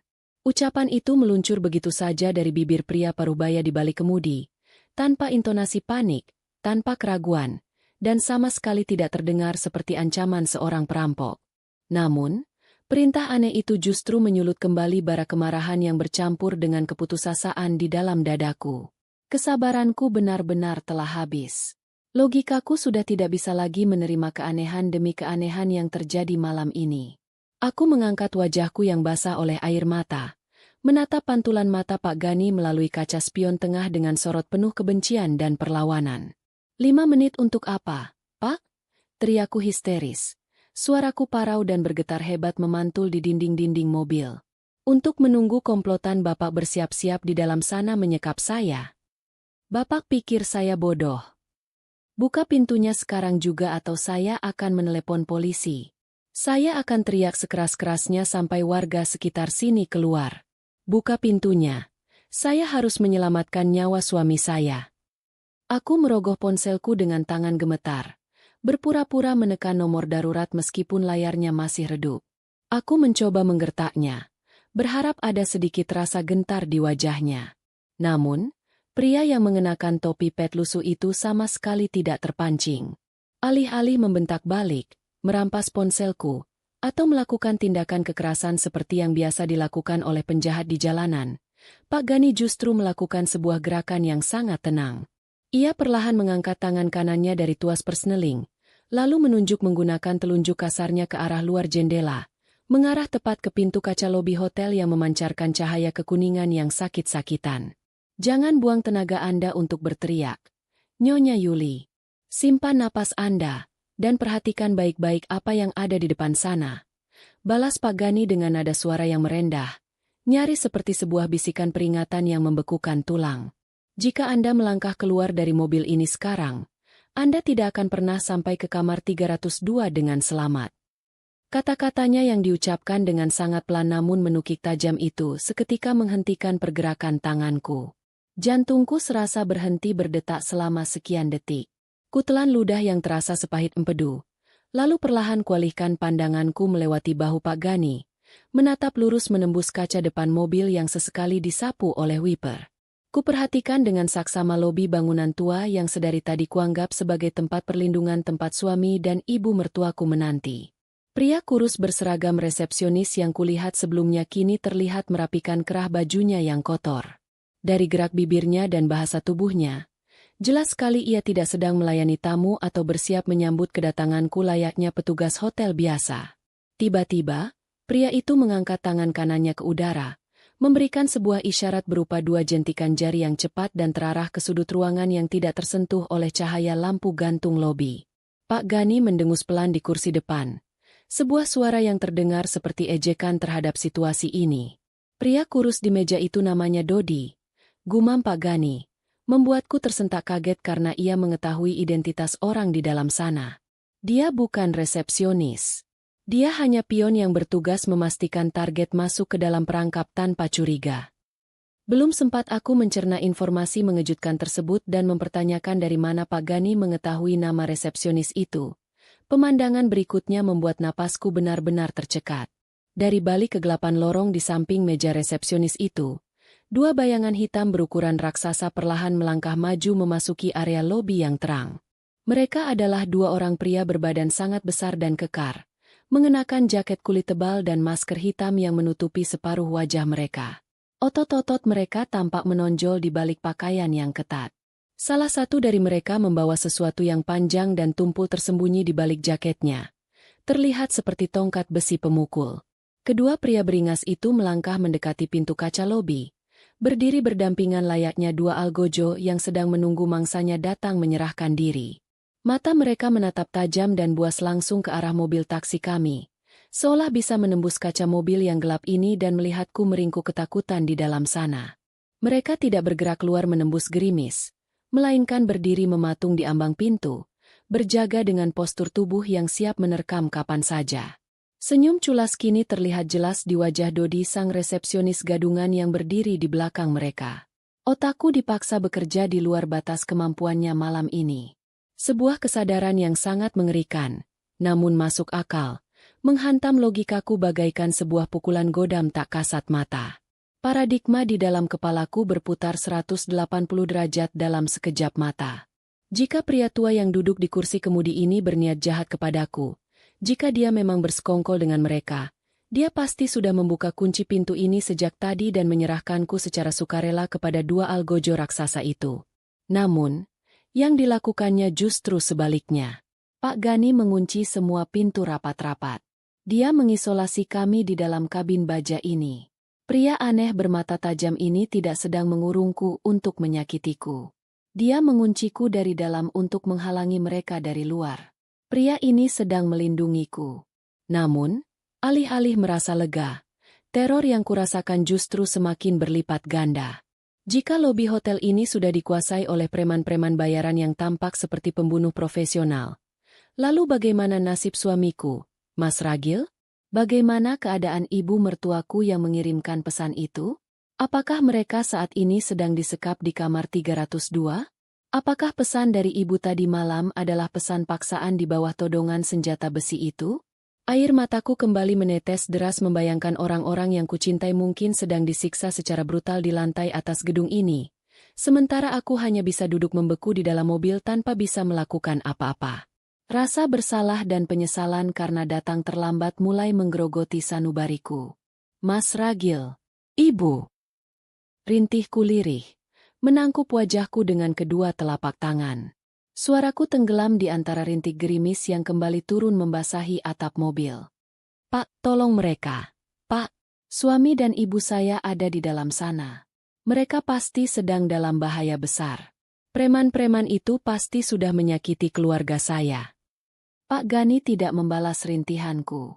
Wajahnya tetap kaku, pandangannya terus terkunci ke arah luar, mengawasi setiap pergerakan sekecil apapun dari arah gedung tua tersebut. Ia melirik jam tangan kulitnya yang usang. Waktu 5 menit yang ia janjikan terasa bergulir dengan kecepatan yang sangat tidak masuk akal. Bagiku, setiap detik yang berdetak terasa bagaikan jarum yang menusuk perlahan ke dalam kulitku. Keheningan di dalam mobil ini begitu pekat. Hanya diselingi oleh helaan napasku yang gemetar dan suara mesin mobil yang terus menderu pelan. 1 menit berlalu. 2 menit berlalu. Ketegangan mencapai titik didihnya. Di dalam lobi, kedua pria berbadan besar itu mulai tampak kehilangan kesabaran. Mereka saling berpandangan. Lalu salah satunya menoleh ke arah Dodi dan mengatakan sesuatu dengan ekspresi marah.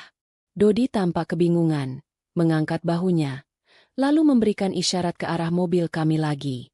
Kesabaran mereka untuk menunggu, tamu kehormatan, Ini berjalan masuk ke dalam jebakan rupanya sudah habis.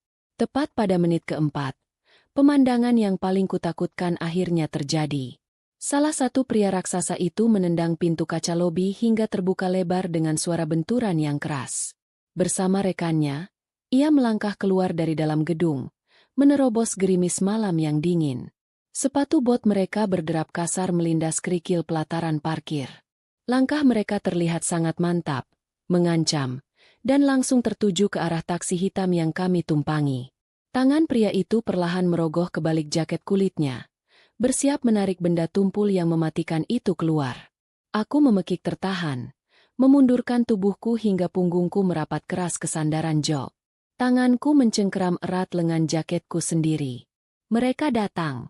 Pak, mereka ke sini. Jalankan mobilnya. Cepat jalankan mobilnya. Kita bisa mati. Teriakku putus asa. Namun, Pak Gani tetap bergeming di kursinya. Tangannya masih bersedekap di depan dada. Sama sekali tidak berniat menyentuh tuas persneling atau menginjak pedal gas untuk melarikan diri dari ancaman maut yang kini hanya berjarak beberapa meter saja dari kaca depan mobil kami. Kehancuran seakan sudah menganga di depan mata. Menanti detik-detik terakhir dari batas waktu 5 menit yang menegangkan ini. Jarak dua pria berotot itu dengan taksi kami semakin menyusut. 5 meter, 4 meter, 3 meter. Setiap langkah kaki mereka yang berlapis sepatu bot tebal itu terdengar seperti detak lonceng kematian yang bergema menembus telingaku. Hujan gerimis yang menderas kembali seolah menjadi tirai kelabu yang mengiringi akhir hidupku di tempat antah berantah ini. Aku memejamkan mata erat-erat, menekan punggungku sekuat tenaga ke sandaran jok yang dingin, berharap aku bisa menyatu dengan kulit sintetis mobil ini dan menghilang di telan bumi. Pria di sebelah kiri, yang wajahnya tertutup masker hitam separuh, kini sepenuhnya menarik keluar tongkat besi pemukul dari balik jaket kulitnya. Ujung besi pejal itu bergesekan dengan resleting bajunya, menghasilkan bunyi decitan logam yang sangat ngilu dan mengintimidasi. Dia mengangkat tongkat itu tinggi-tinggi di atas kepalanya, mengambil ancang-ancang yang sempurna untuk menghantam kaca jendela di samping wajahku dengan tenaga penuh. Aku menjerit sejadi-jadinya, menyilangkan kedua lengan mungilku di depan wajah untuk melindungi mataku dari ribuan serpihan kaca tajam yang sebentar lagi akan berhamburan merobek kulitku. Air mataku mengalir deras tak terbendung, membasahi bibirku yang terus gemetar merapal doa keselamatan, memohon ampunan Tuhan, serta meratapi nasib ibu mertuaku dan suamiku di atas sana yang mungkin tak akan pernah bisa kuselamatkan. Namun, detik-detik yang sangat menyiksa itu seolah membeku di udara. Bunyi ledakan pecahan kaca yang kutunggu-tunggu tak kunjung terdengar menghantam pendengaranku. Alih-alih suara hantaman benda tumpul yang mematikan, malam pekat yang sunyi senyap itu tiba-tiba dikoyak oleh raungan sirene yang luar biasa memekakan telinga.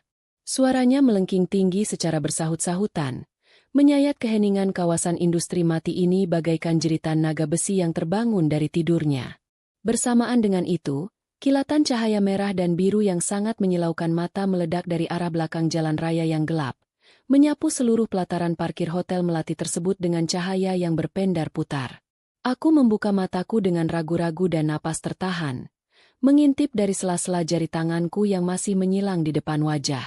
Pemandangan di depanku berubah 180 derajat dalam sekejap mata.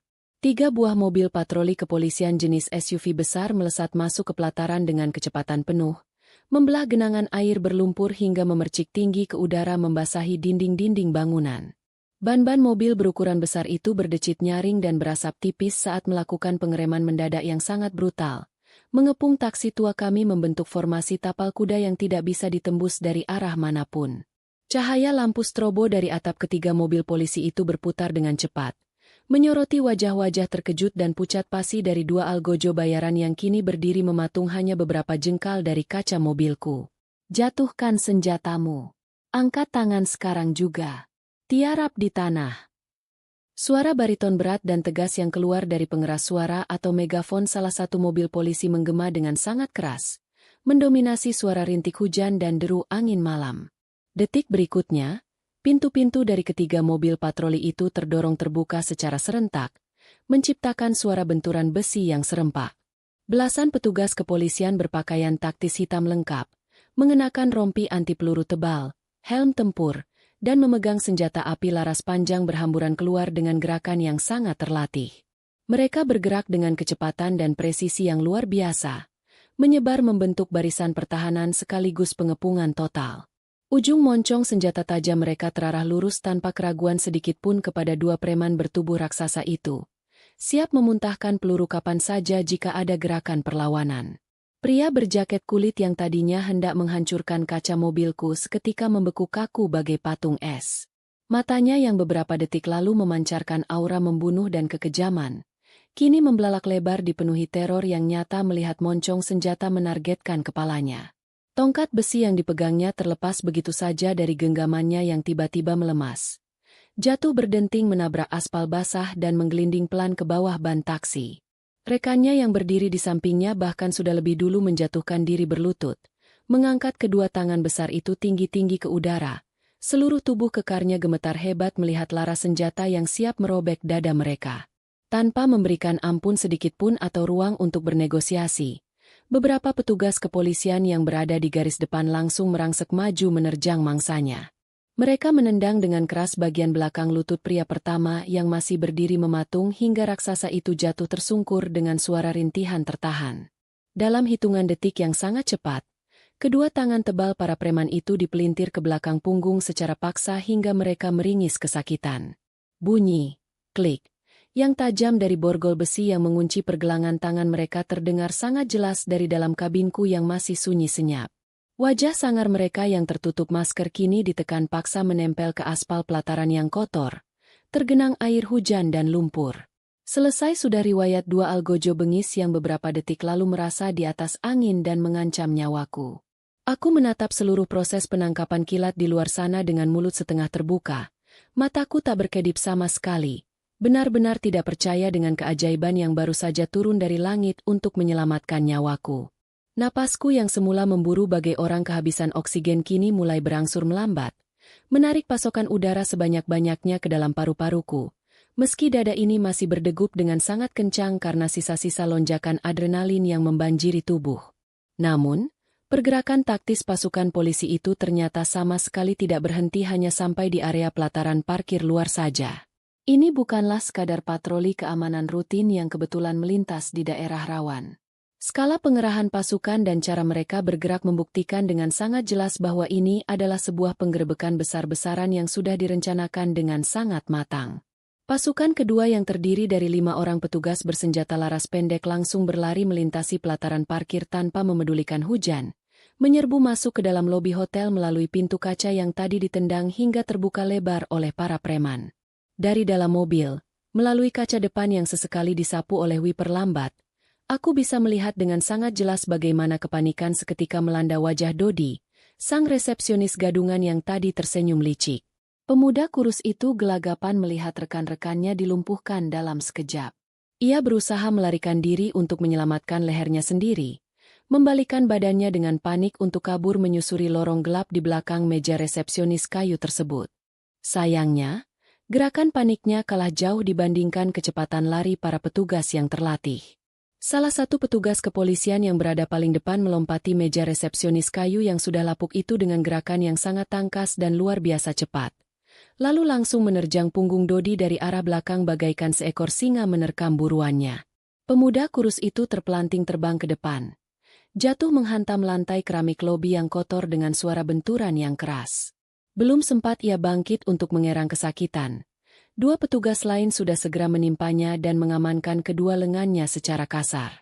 Dodi meronta-ronta di lantai, menangis dan berteriak-teriak meminta ampun dengan suara yang sangat menyedihkan. Namun perlawanannya benar-benar sia-sia di bawah tekanan lutut petugas yang menindih punggungnya tanpa belas kasihan. Lobi hotel yang suram dan sebelumnya menjadi pusat kendali para penjahat itu kini telah sepenuhnya diambil alih dan disterilkan oleh pihak berwajib. Semuanya terjadi begitu cepat, efektif, dramatis, dan tanpa kompromi sedikitpun. Di tengah segala kekacauan, suara bentakan petugas, dan bunyi statis dari radio komunikasi HT polisi yang bersahut-sahutan melaporkan status di luar sana, aku perlahan memalingkan wajahku, menoleh ke arah kursi kemudi di depanku.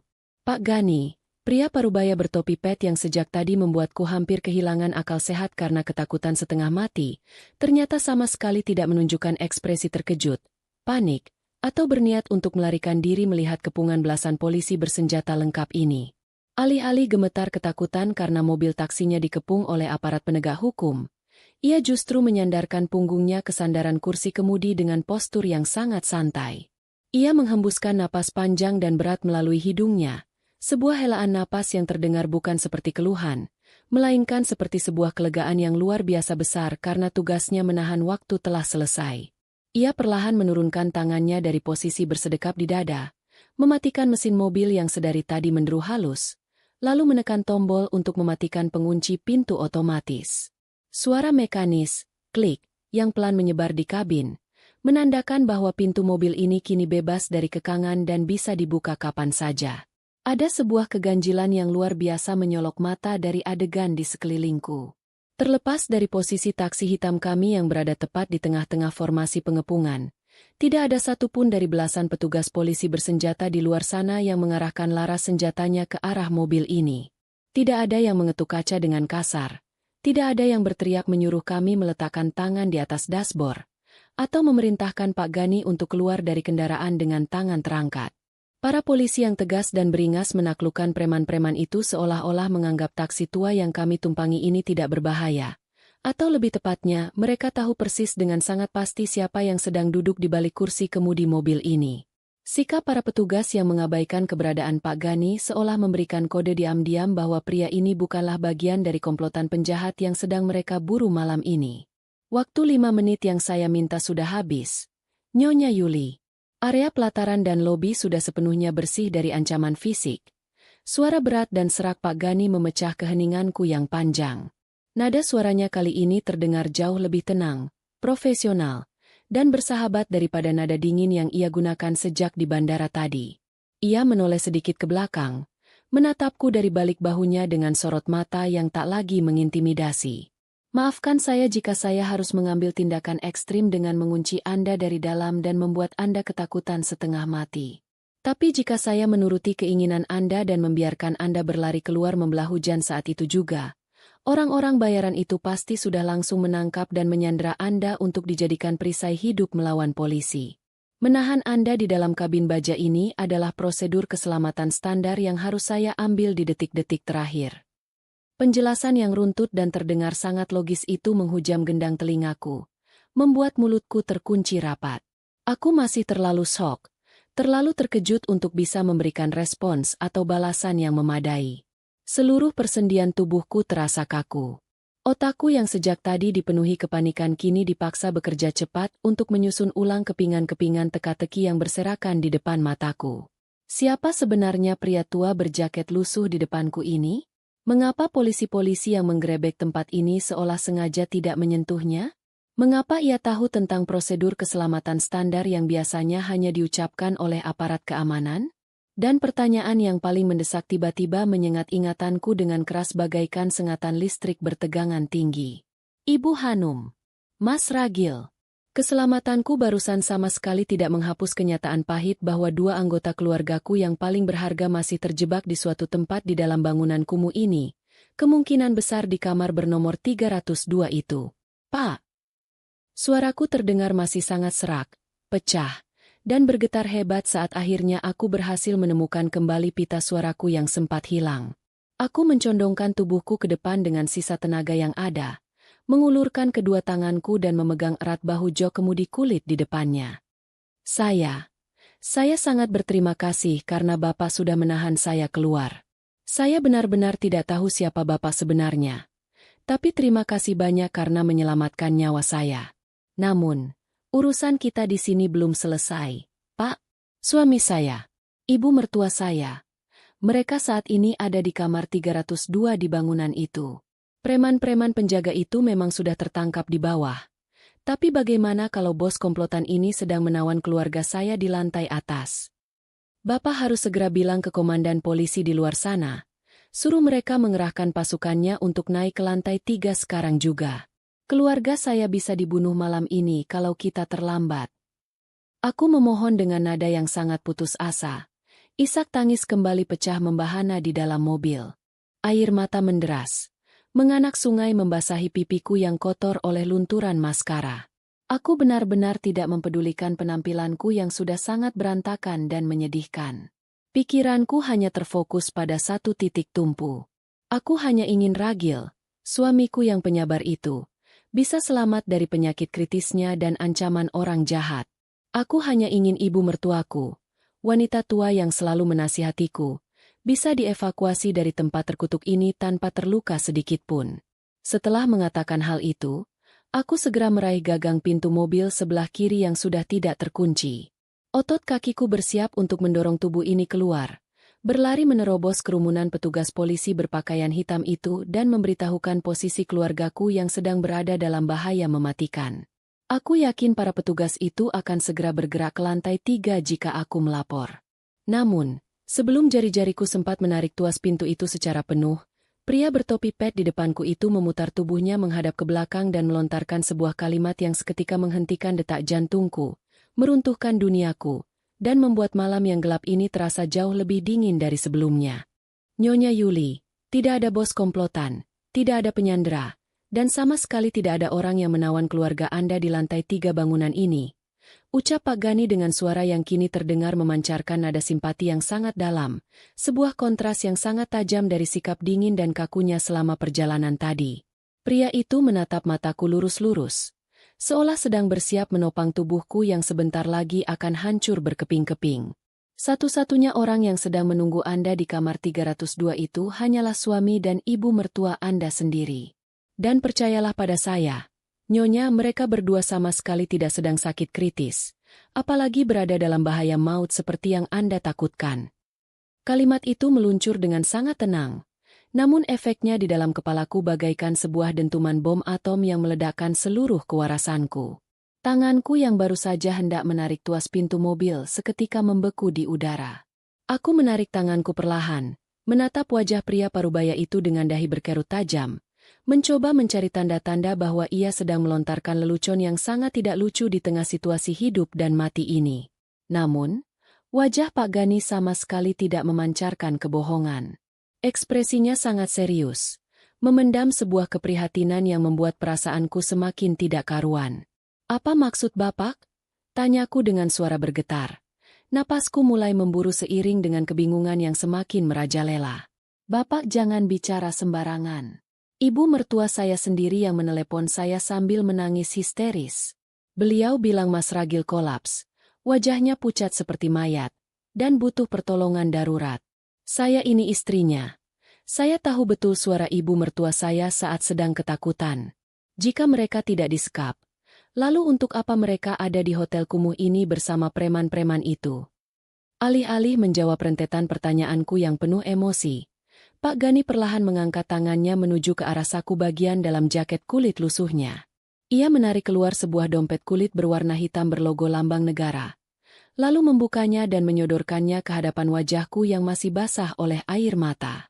Di bawah remangnya cahaya lampu jalan yang masuk menembus kaca mobil, mataku membelalak lebar melihat sebuah lencana kepolisian Republik Indonesia yang terbuat dari logam mengkilap, bersanding dengan sebuah kartu identitas resmi.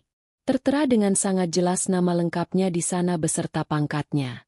Pria bertopi pet yang sejak tadi kuanggap sebagai supir taksi aneh, perampok, atau bahkan pembunuh bayaran ini, ternyata adalah seorang perwira intelijen kepolisian dari Satuan Tugas Khusus yang menangani kejahatan terorganisir. "Nama saya Gani, Nyonya Yuli. Saya dan tim dari kepolisian daerah sudah memantau pergerakan sindikat perdagangan manusia dan pemerasan berkedok Hotel Melati ini selama hampir 6 bulan terakhir." Jelas Pak Gani dengan nada suara yang berwibawa, mematahkan segala asumsi burukku tentang dirinya. "Kami berhasil menyadap jalur komunikasi mereka, memetakan jaringan mereka, dan menunggu momen yang tepat untuk menggulung mereka semua hingga ke akar-akarnya. Dan kebetulan sekali, malam ini, nama Anda muncul dalam radar pantauan kami sebagai target utama operasi penculikan mereka.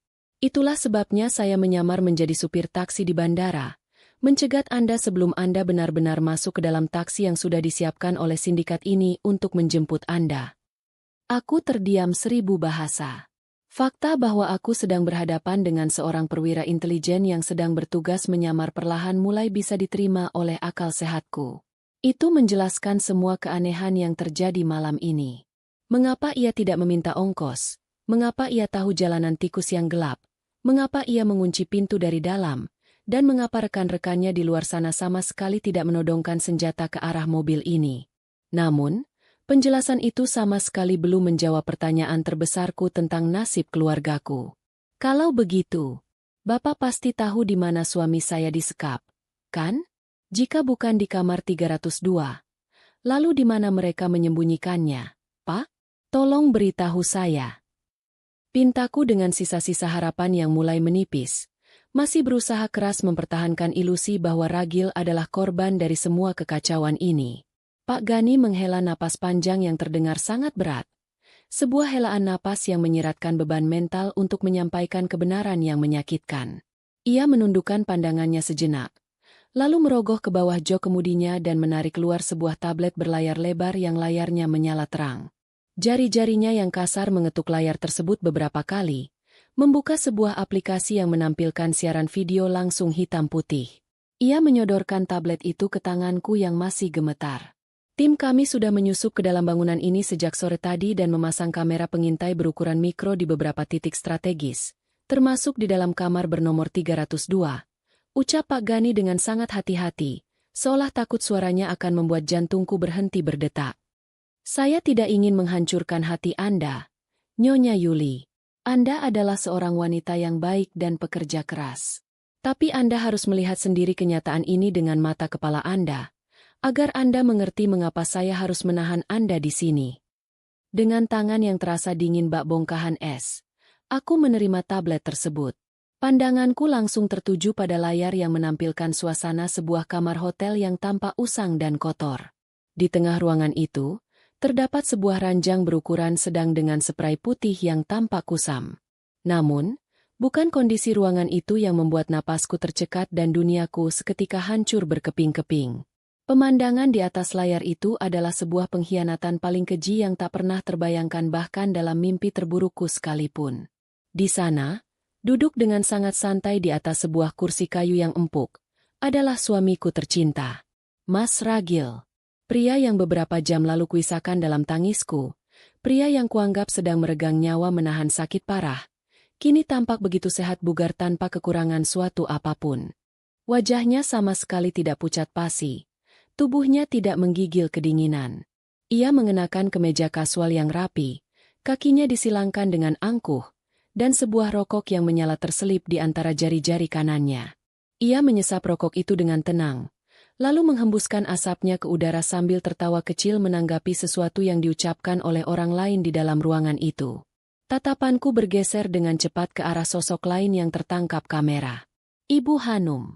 Wanita parubaya yang kusebut sebagai ibu, yang meneleponku dengan suara tangisan histeris yang begitu menyayat hati hingga membuatku meninggalkan malam perayaanku, kini sedang mondar-mandir di depan Ragil dengan langkah yang sangat energik dan tidak sabaran.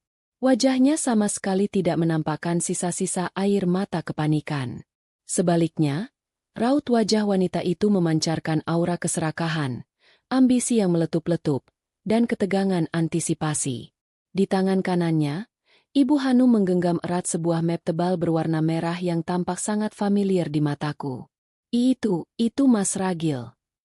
Suaraku nyaris tak terdengar. Hanya berupa bisikan angin yang lolos dari celah bibirku yang bergetar hebat. Mataku tak berkedip menatap layar itu, menolak mempercayai sinyal visual yang dikirimkan ke otakku. Tapi, kenapa dia tidak sakit?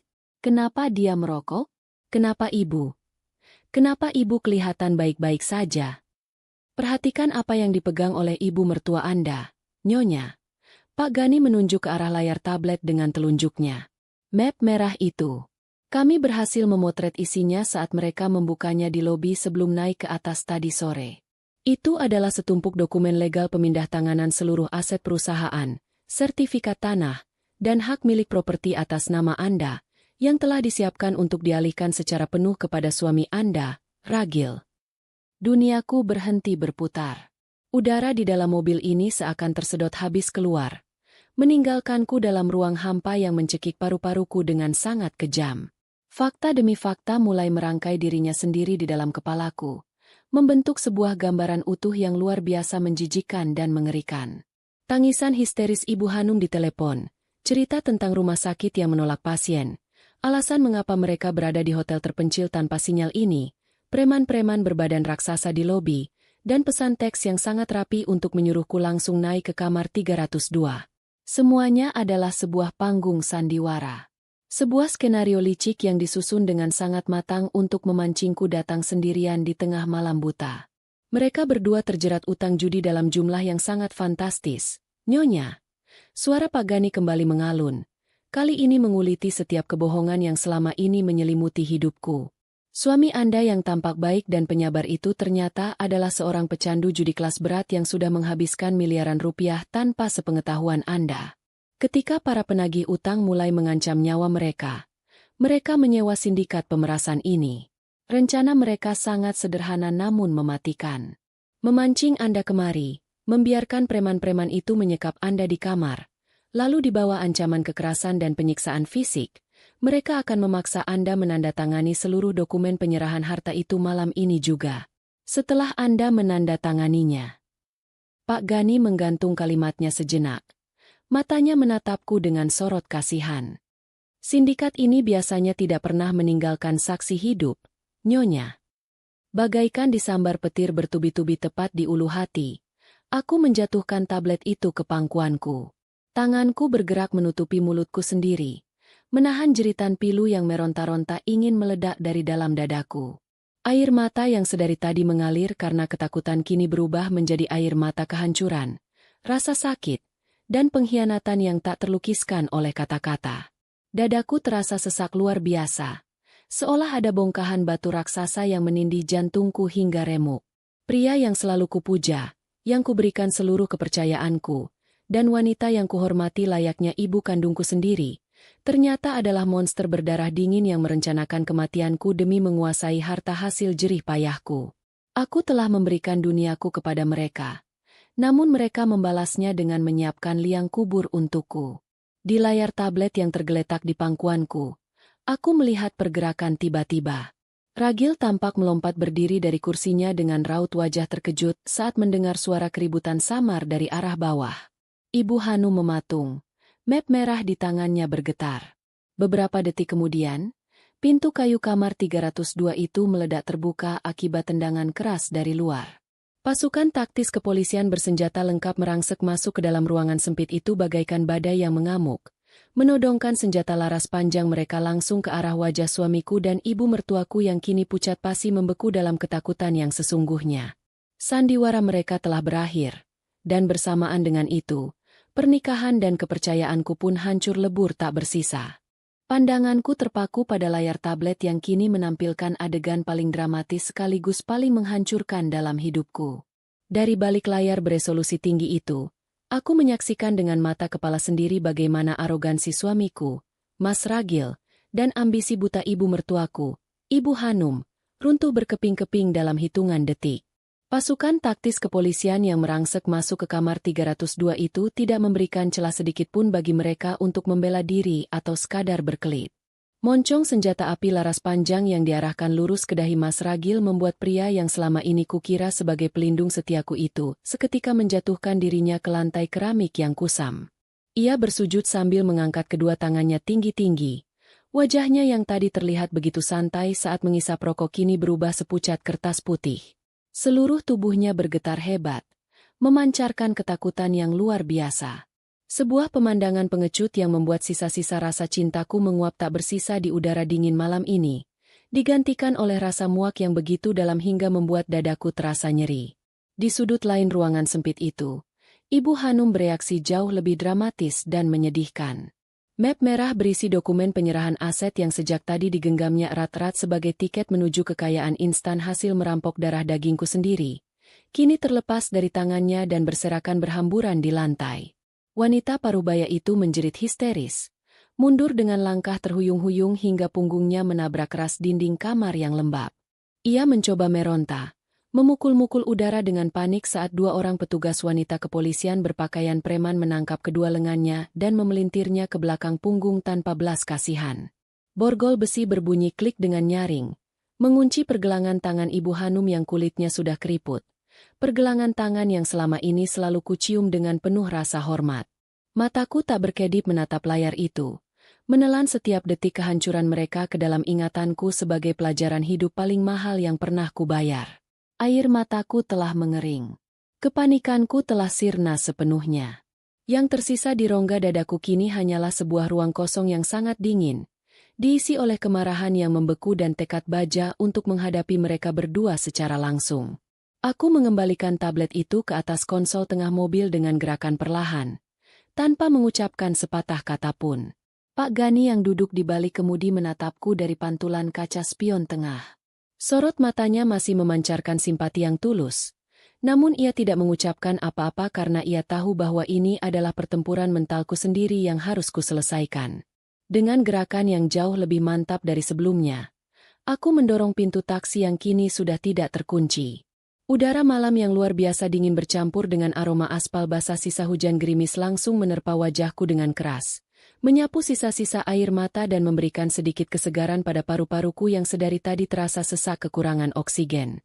Aku melangkahkan kakiku keluar dari mobil, berdiri tegak di atas pelataran parkir Hotel Melati yang kini telah sepenuhnya dikuasai dan disterilkan oleh pihak kepolisian. Lampu strobo berwarna merah dan biru dari mobil-mobil patroli yang terparkir acak masih berputar-putar dengan cepat, menyorot wajahku yang pucat namun tak lagi menyiratkan ketakutan sebagai seorang korban. Dari ambang pintu masuk lobi yang kaca-kacanya telah pecah berantakan akibat terjangan aparat, keributan mulai terdengar semakin jelas menyayat keheningan malam. Suara derap langkah kaki sepatu bot tebal berderap menuruni anak tangga, diselingi oleh bentakan tegas para komandan regu dan tangisan histeris bernada tinggi yang sangat kukenali. Mataku menyipit menembus gerimis, menatap tajam ke arah pintu keluar utama bangunan tua tersebut. Detik berikutnya, beberapa petugas kepolisian bersenjata lengkap muncul menembus kegelapan, menggiring dua sosok manusia yang menjadi dalang utama dari semua mimpi buruk malam ini. Ragil dan Ibu Hanum digiring keluar gedung secara kasar dengan kedua tangan diborgol rapat ke belakang punggung mereka. Pemandangan itu sungguh ironis dan mengiris hati. Tadi pagi, aku masih mencium tangan Mas Ragil dengan penuh cinta sebelum berangkat ke acara perusahaanku, merasa bersalah karena meninggalkannya di rumah.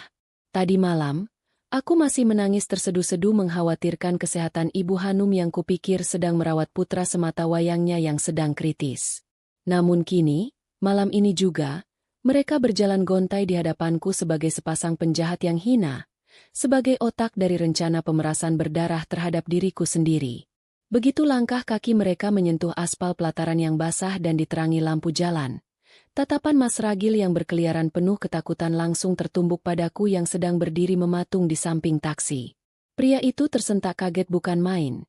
Langkahnya terhenti secara tiba-tiba hingga petugas di belakangnya harus mendorong bahunya dengan kasar agar ia tidak menghalangi jalan.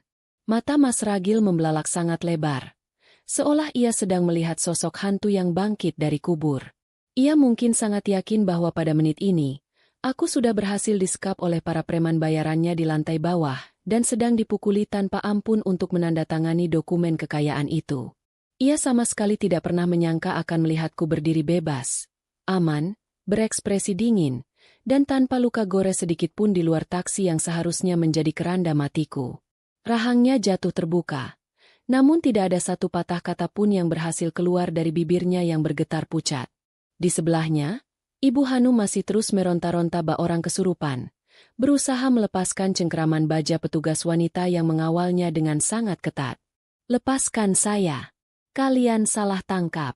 Saya ini korban. Saya perempuan terhormat. Saya tidak tahu apa-apa soal preman-preman itu. Ini pasti salah paham," jerit Ibu Hanum dengan suara melengking yang memekakan telinga, mencoba mati-matian memainkan peran sebagai korban malang di depan aparat penegak hukum.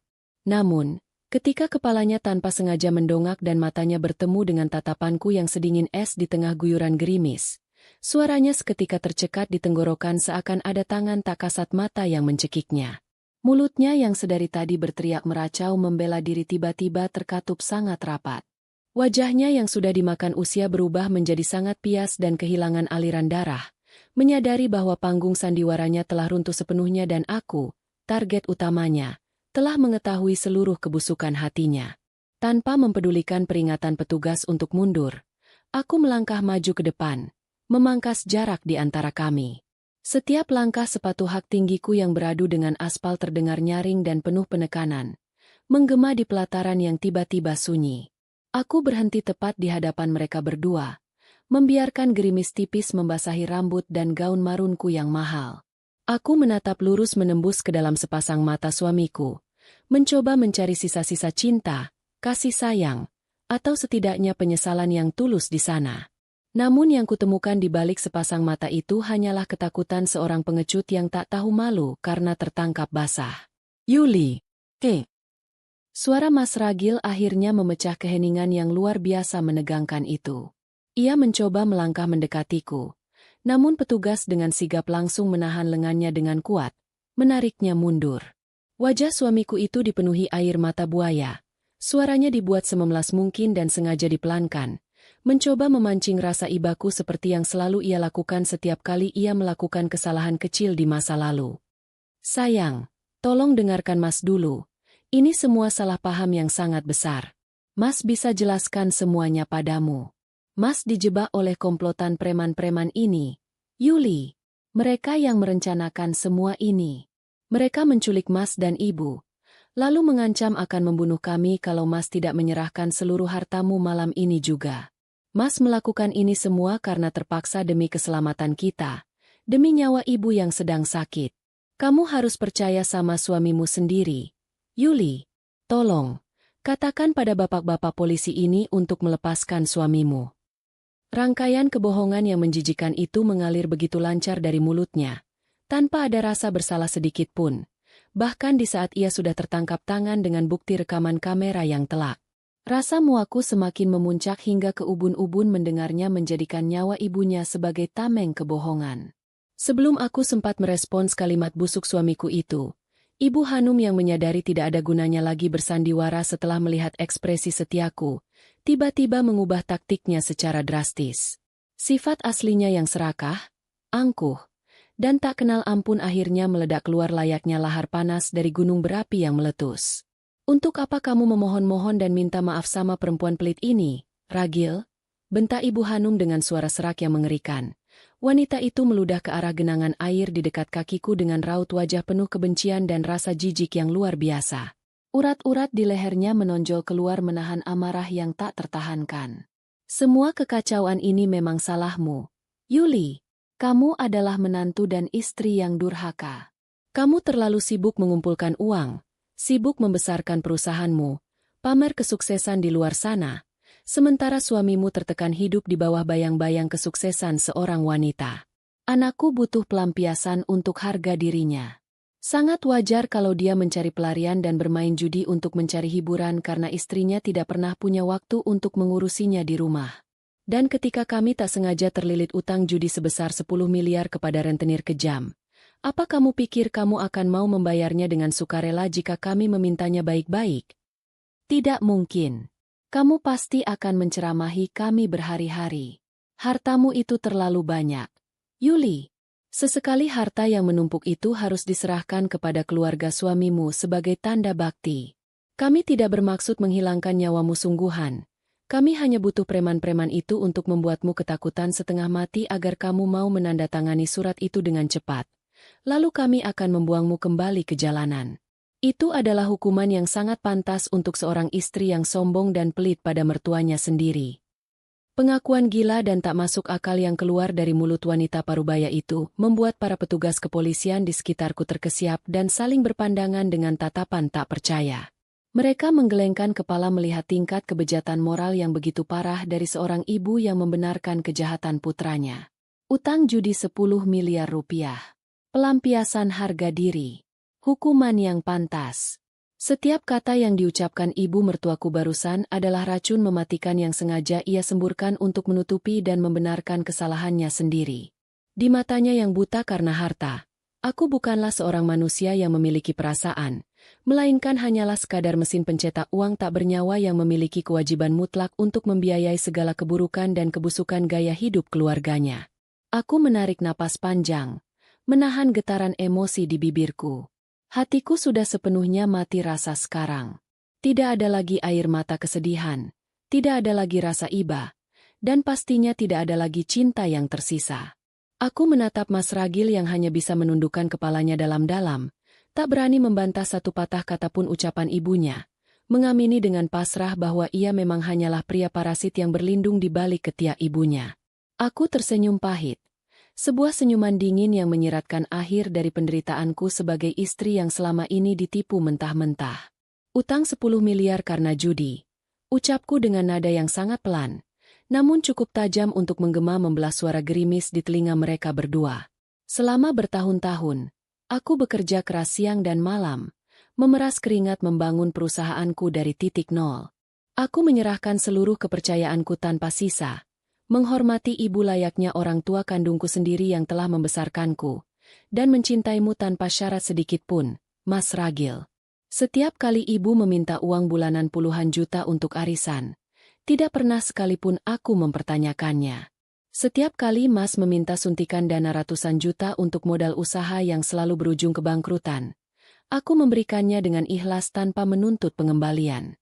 Namun rupanya, darah, keringat, dan ketulusanku kalian pertaruhkan di atas meja judi kotor, dan kalian membalas kebaikanku dengan merencanakan liang lahat dan menyewa algojo untuk menghabisiku malam ini. Aku memalingkan wajahku dengan perasaan jijik yang tak tertahankan dari mereka berdua, merasa tak sudi lagi menatap wajah-wajah penuh kepalsuan dan kemunafikan itu lebih lama lagi.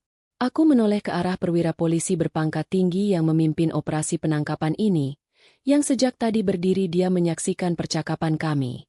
Bawa dua orang ini pergi jauh-jauh dari hadapan saya, Pak Polisi.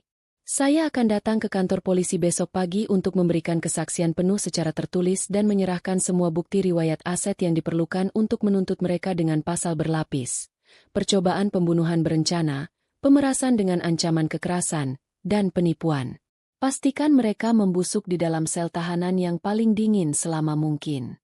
Mulai detik ini, mereka bukan lagi keluarga saya. Mendengar keputusanku yang tegas, dingin, dan sama sekali tanpa ampun. Suara deruman mesin mobil polisi yang membawa Ragil dan Ibu Hanum perlahan menghilang di kejauhan, meninggalkan kesunyian yang amat mencekam di pelataran hotel tua itu. Gerimis yang sedari tadi membasahi tubuhku kini mulai mereda, menyisakan hawa dingin yang menusuk hingga ke tulang. Aku masih berdiri mematung di tempat yang sama, menatap aspal basah yang baru saja menjadi saksi bisu runtuhnya sandiwara besar yang menghancurkan hidupku. Rasanya seperti baru saja terbangun dari mimpi buruk yang sangat panjang. Namun kenyataannya jauh lebih menyakitkan karena luka ini nyata dan berdarah. Aku menghela napas panjang, mencoba membuang sesak yang menghimpit dada. Malam ini aku kehilangan suami dan ibu mertua, namun anehnya, aku merasa jauh lebih ringan. Seolah beban berat yang selama ini kupikul tanpa kusadari, kini telah terlepas paksa dari pundakku. Pak Gani mendekat ke arahku dengan langkah pelan.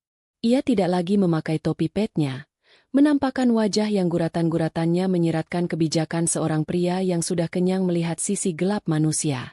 Ia menyerahkan sebuah botol air mineral yang masih segel kepadanya. Minumlah, Nyonya Yuli. Anda perlu sedikit ketenangan sebelum kita meninggalkan tempat ini, ucapnya lembut. Aku menerimanya dengan tangan yang masih sedikit gemetar. Air dingin itu mengalir melewati kerongkonganku, memberikan sedikit kesegaran pada kesadaranku yang sempat goyah. Aku menoleh ke arah gedung hotel yang suram itu sekali lagi. Di lantai 3, lampu kamar 302 masih menyala redup, menjadi nisan bagi kepercayaan yang telah mati.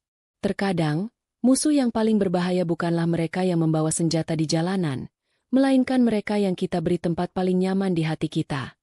Gumam Pak Gani seolah bisa membaca isi pikiranku. Ia kemudian memberikan isyarat kepada beberapa petugas yang sedang membereskan garis polisi di sekitar lokasi. Tim kami akan mengawal Anda pulang ke rumah dengan aman. Malam ini rumah Anda akan dijaga ketat untuk memastikan tidak ada sisa-sisan antek dari sindikat ini yang mencoba mendekat. Besok pagi, Pengacara perusahaan Anda sudah kami hubungi untuk mendampingi proses pelaporan secara resmi. Aku hanya bisa mengangguk pelan sebagai tanda terima kasih. Aku merasa sangat beruntung karena takdir masih mengirimkan Pak Gani dan timnya untuk menyelamatkanku dari maut yang direncanakan oleh orang-orang terdekatku. Jika bukan karena kepiawaian intelijen mereka, mungkin namaku besok pagi hanya akan menjadi sekadar berita duka di kolom surat kabar. Sementara harta hasil jerih payahku berpindah tangan ke meja judi untuk membayar dosa-dosa ragil. Aku melangkah kembali menuju mobil sedan hitam yang tadi menjadi penjaraku. Namun kini terasa seperti benteng perlindunganku. Sepanjang perjalanan pulang, aku hanya menatap keluar jendela, melihat lampu-lampu kota yang mulai menyala menyambut fajar yang hampir tiba. Pikiranku melayang pada rencana-rencana yang harus kubangun ulang. Langkah pertama yang akan kuambil adalah mengurus surat gugatan cerai dan memastikan aset-asetku benar-benar terkunci rapat dari jangkauan siapapun. Keesokan harinya, matahari terbit dengan cahaya yang begitu benderang, seolah ingin menghapus jejak kelam dari malam sebelumnya.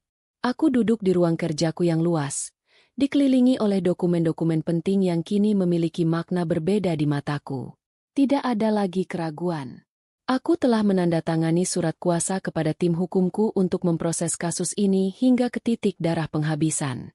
Aku tidak akan memberikan ampun, tidak akan mencabut laporan, dan tidak akan memberikan ruang bagi mediasi apapun. Ragil dan Ibu Hanum harus merasakan dinginnya lantai penjara sebagai balasan atas pengkhianatan yang mereka lakukan. Kabar penangkapan mereka mulai menyebar di kalangan kolega bisnisku, namun aku tidak merasa malu. Justru, aku merasa bangga karena telah berhasil berdiri tegak dan melawan balik penindasan yang tersembunyi di balik kata keluarga. Aku sempat mendatangi kantor polisi untuk melihat mereka untuk terakhir kalinya sebelum dipindahkan ke sel tahanan pusat. Di balik jeruji besi yang dingin, Ragil tampak hancur.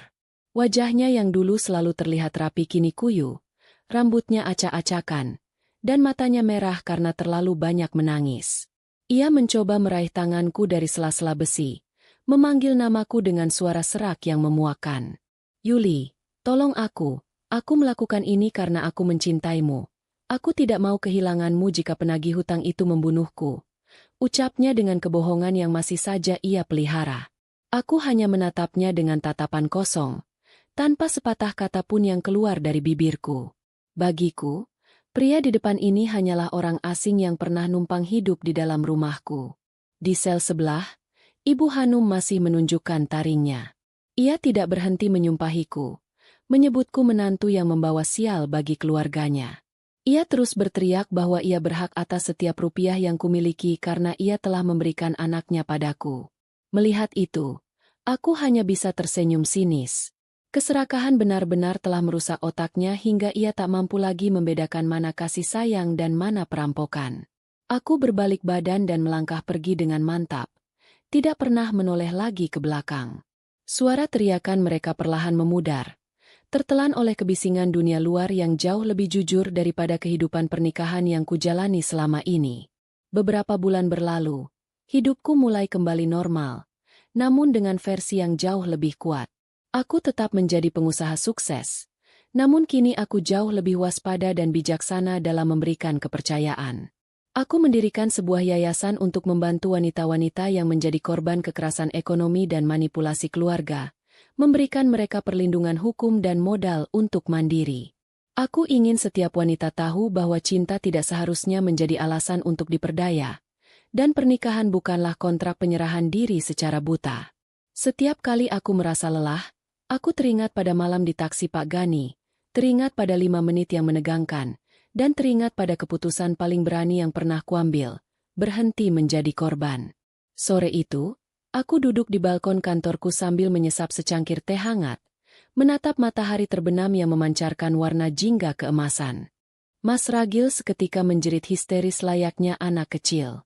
Ia mencoba meronta dengan sisa tenaganya, menjatuhkan dirinya berlutut di atas aspal yang kotor dan berlumpur, menangis meraung-raung memanggil namaku sambil memohon pengampunan. Yuli, jangan lakukan ini padaku. Mas mohon ampun yang sebesar-besarnya. Yuli, Mas hilaf, tolong beri Mas satu kesempatan lagi. Jangan penjarakan suamimu sendiri. Yuli, aku mencintaimu, Teriakannya menggema membelah malam yang pekat. Terdengar sangat menyedihkan sekaligus memuakkan di telingaku.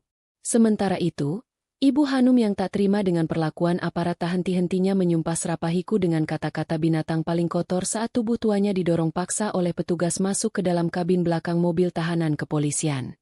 Aku sama sekali tidak menoleh ke belakang sedikit pun. Aku berdiri kaku bak patung es, membiarkan suara pintu mobil patroli yang dibanting menutup dengan keras menjadi tanda berakhirnya kisah pernikahan beracunku ini.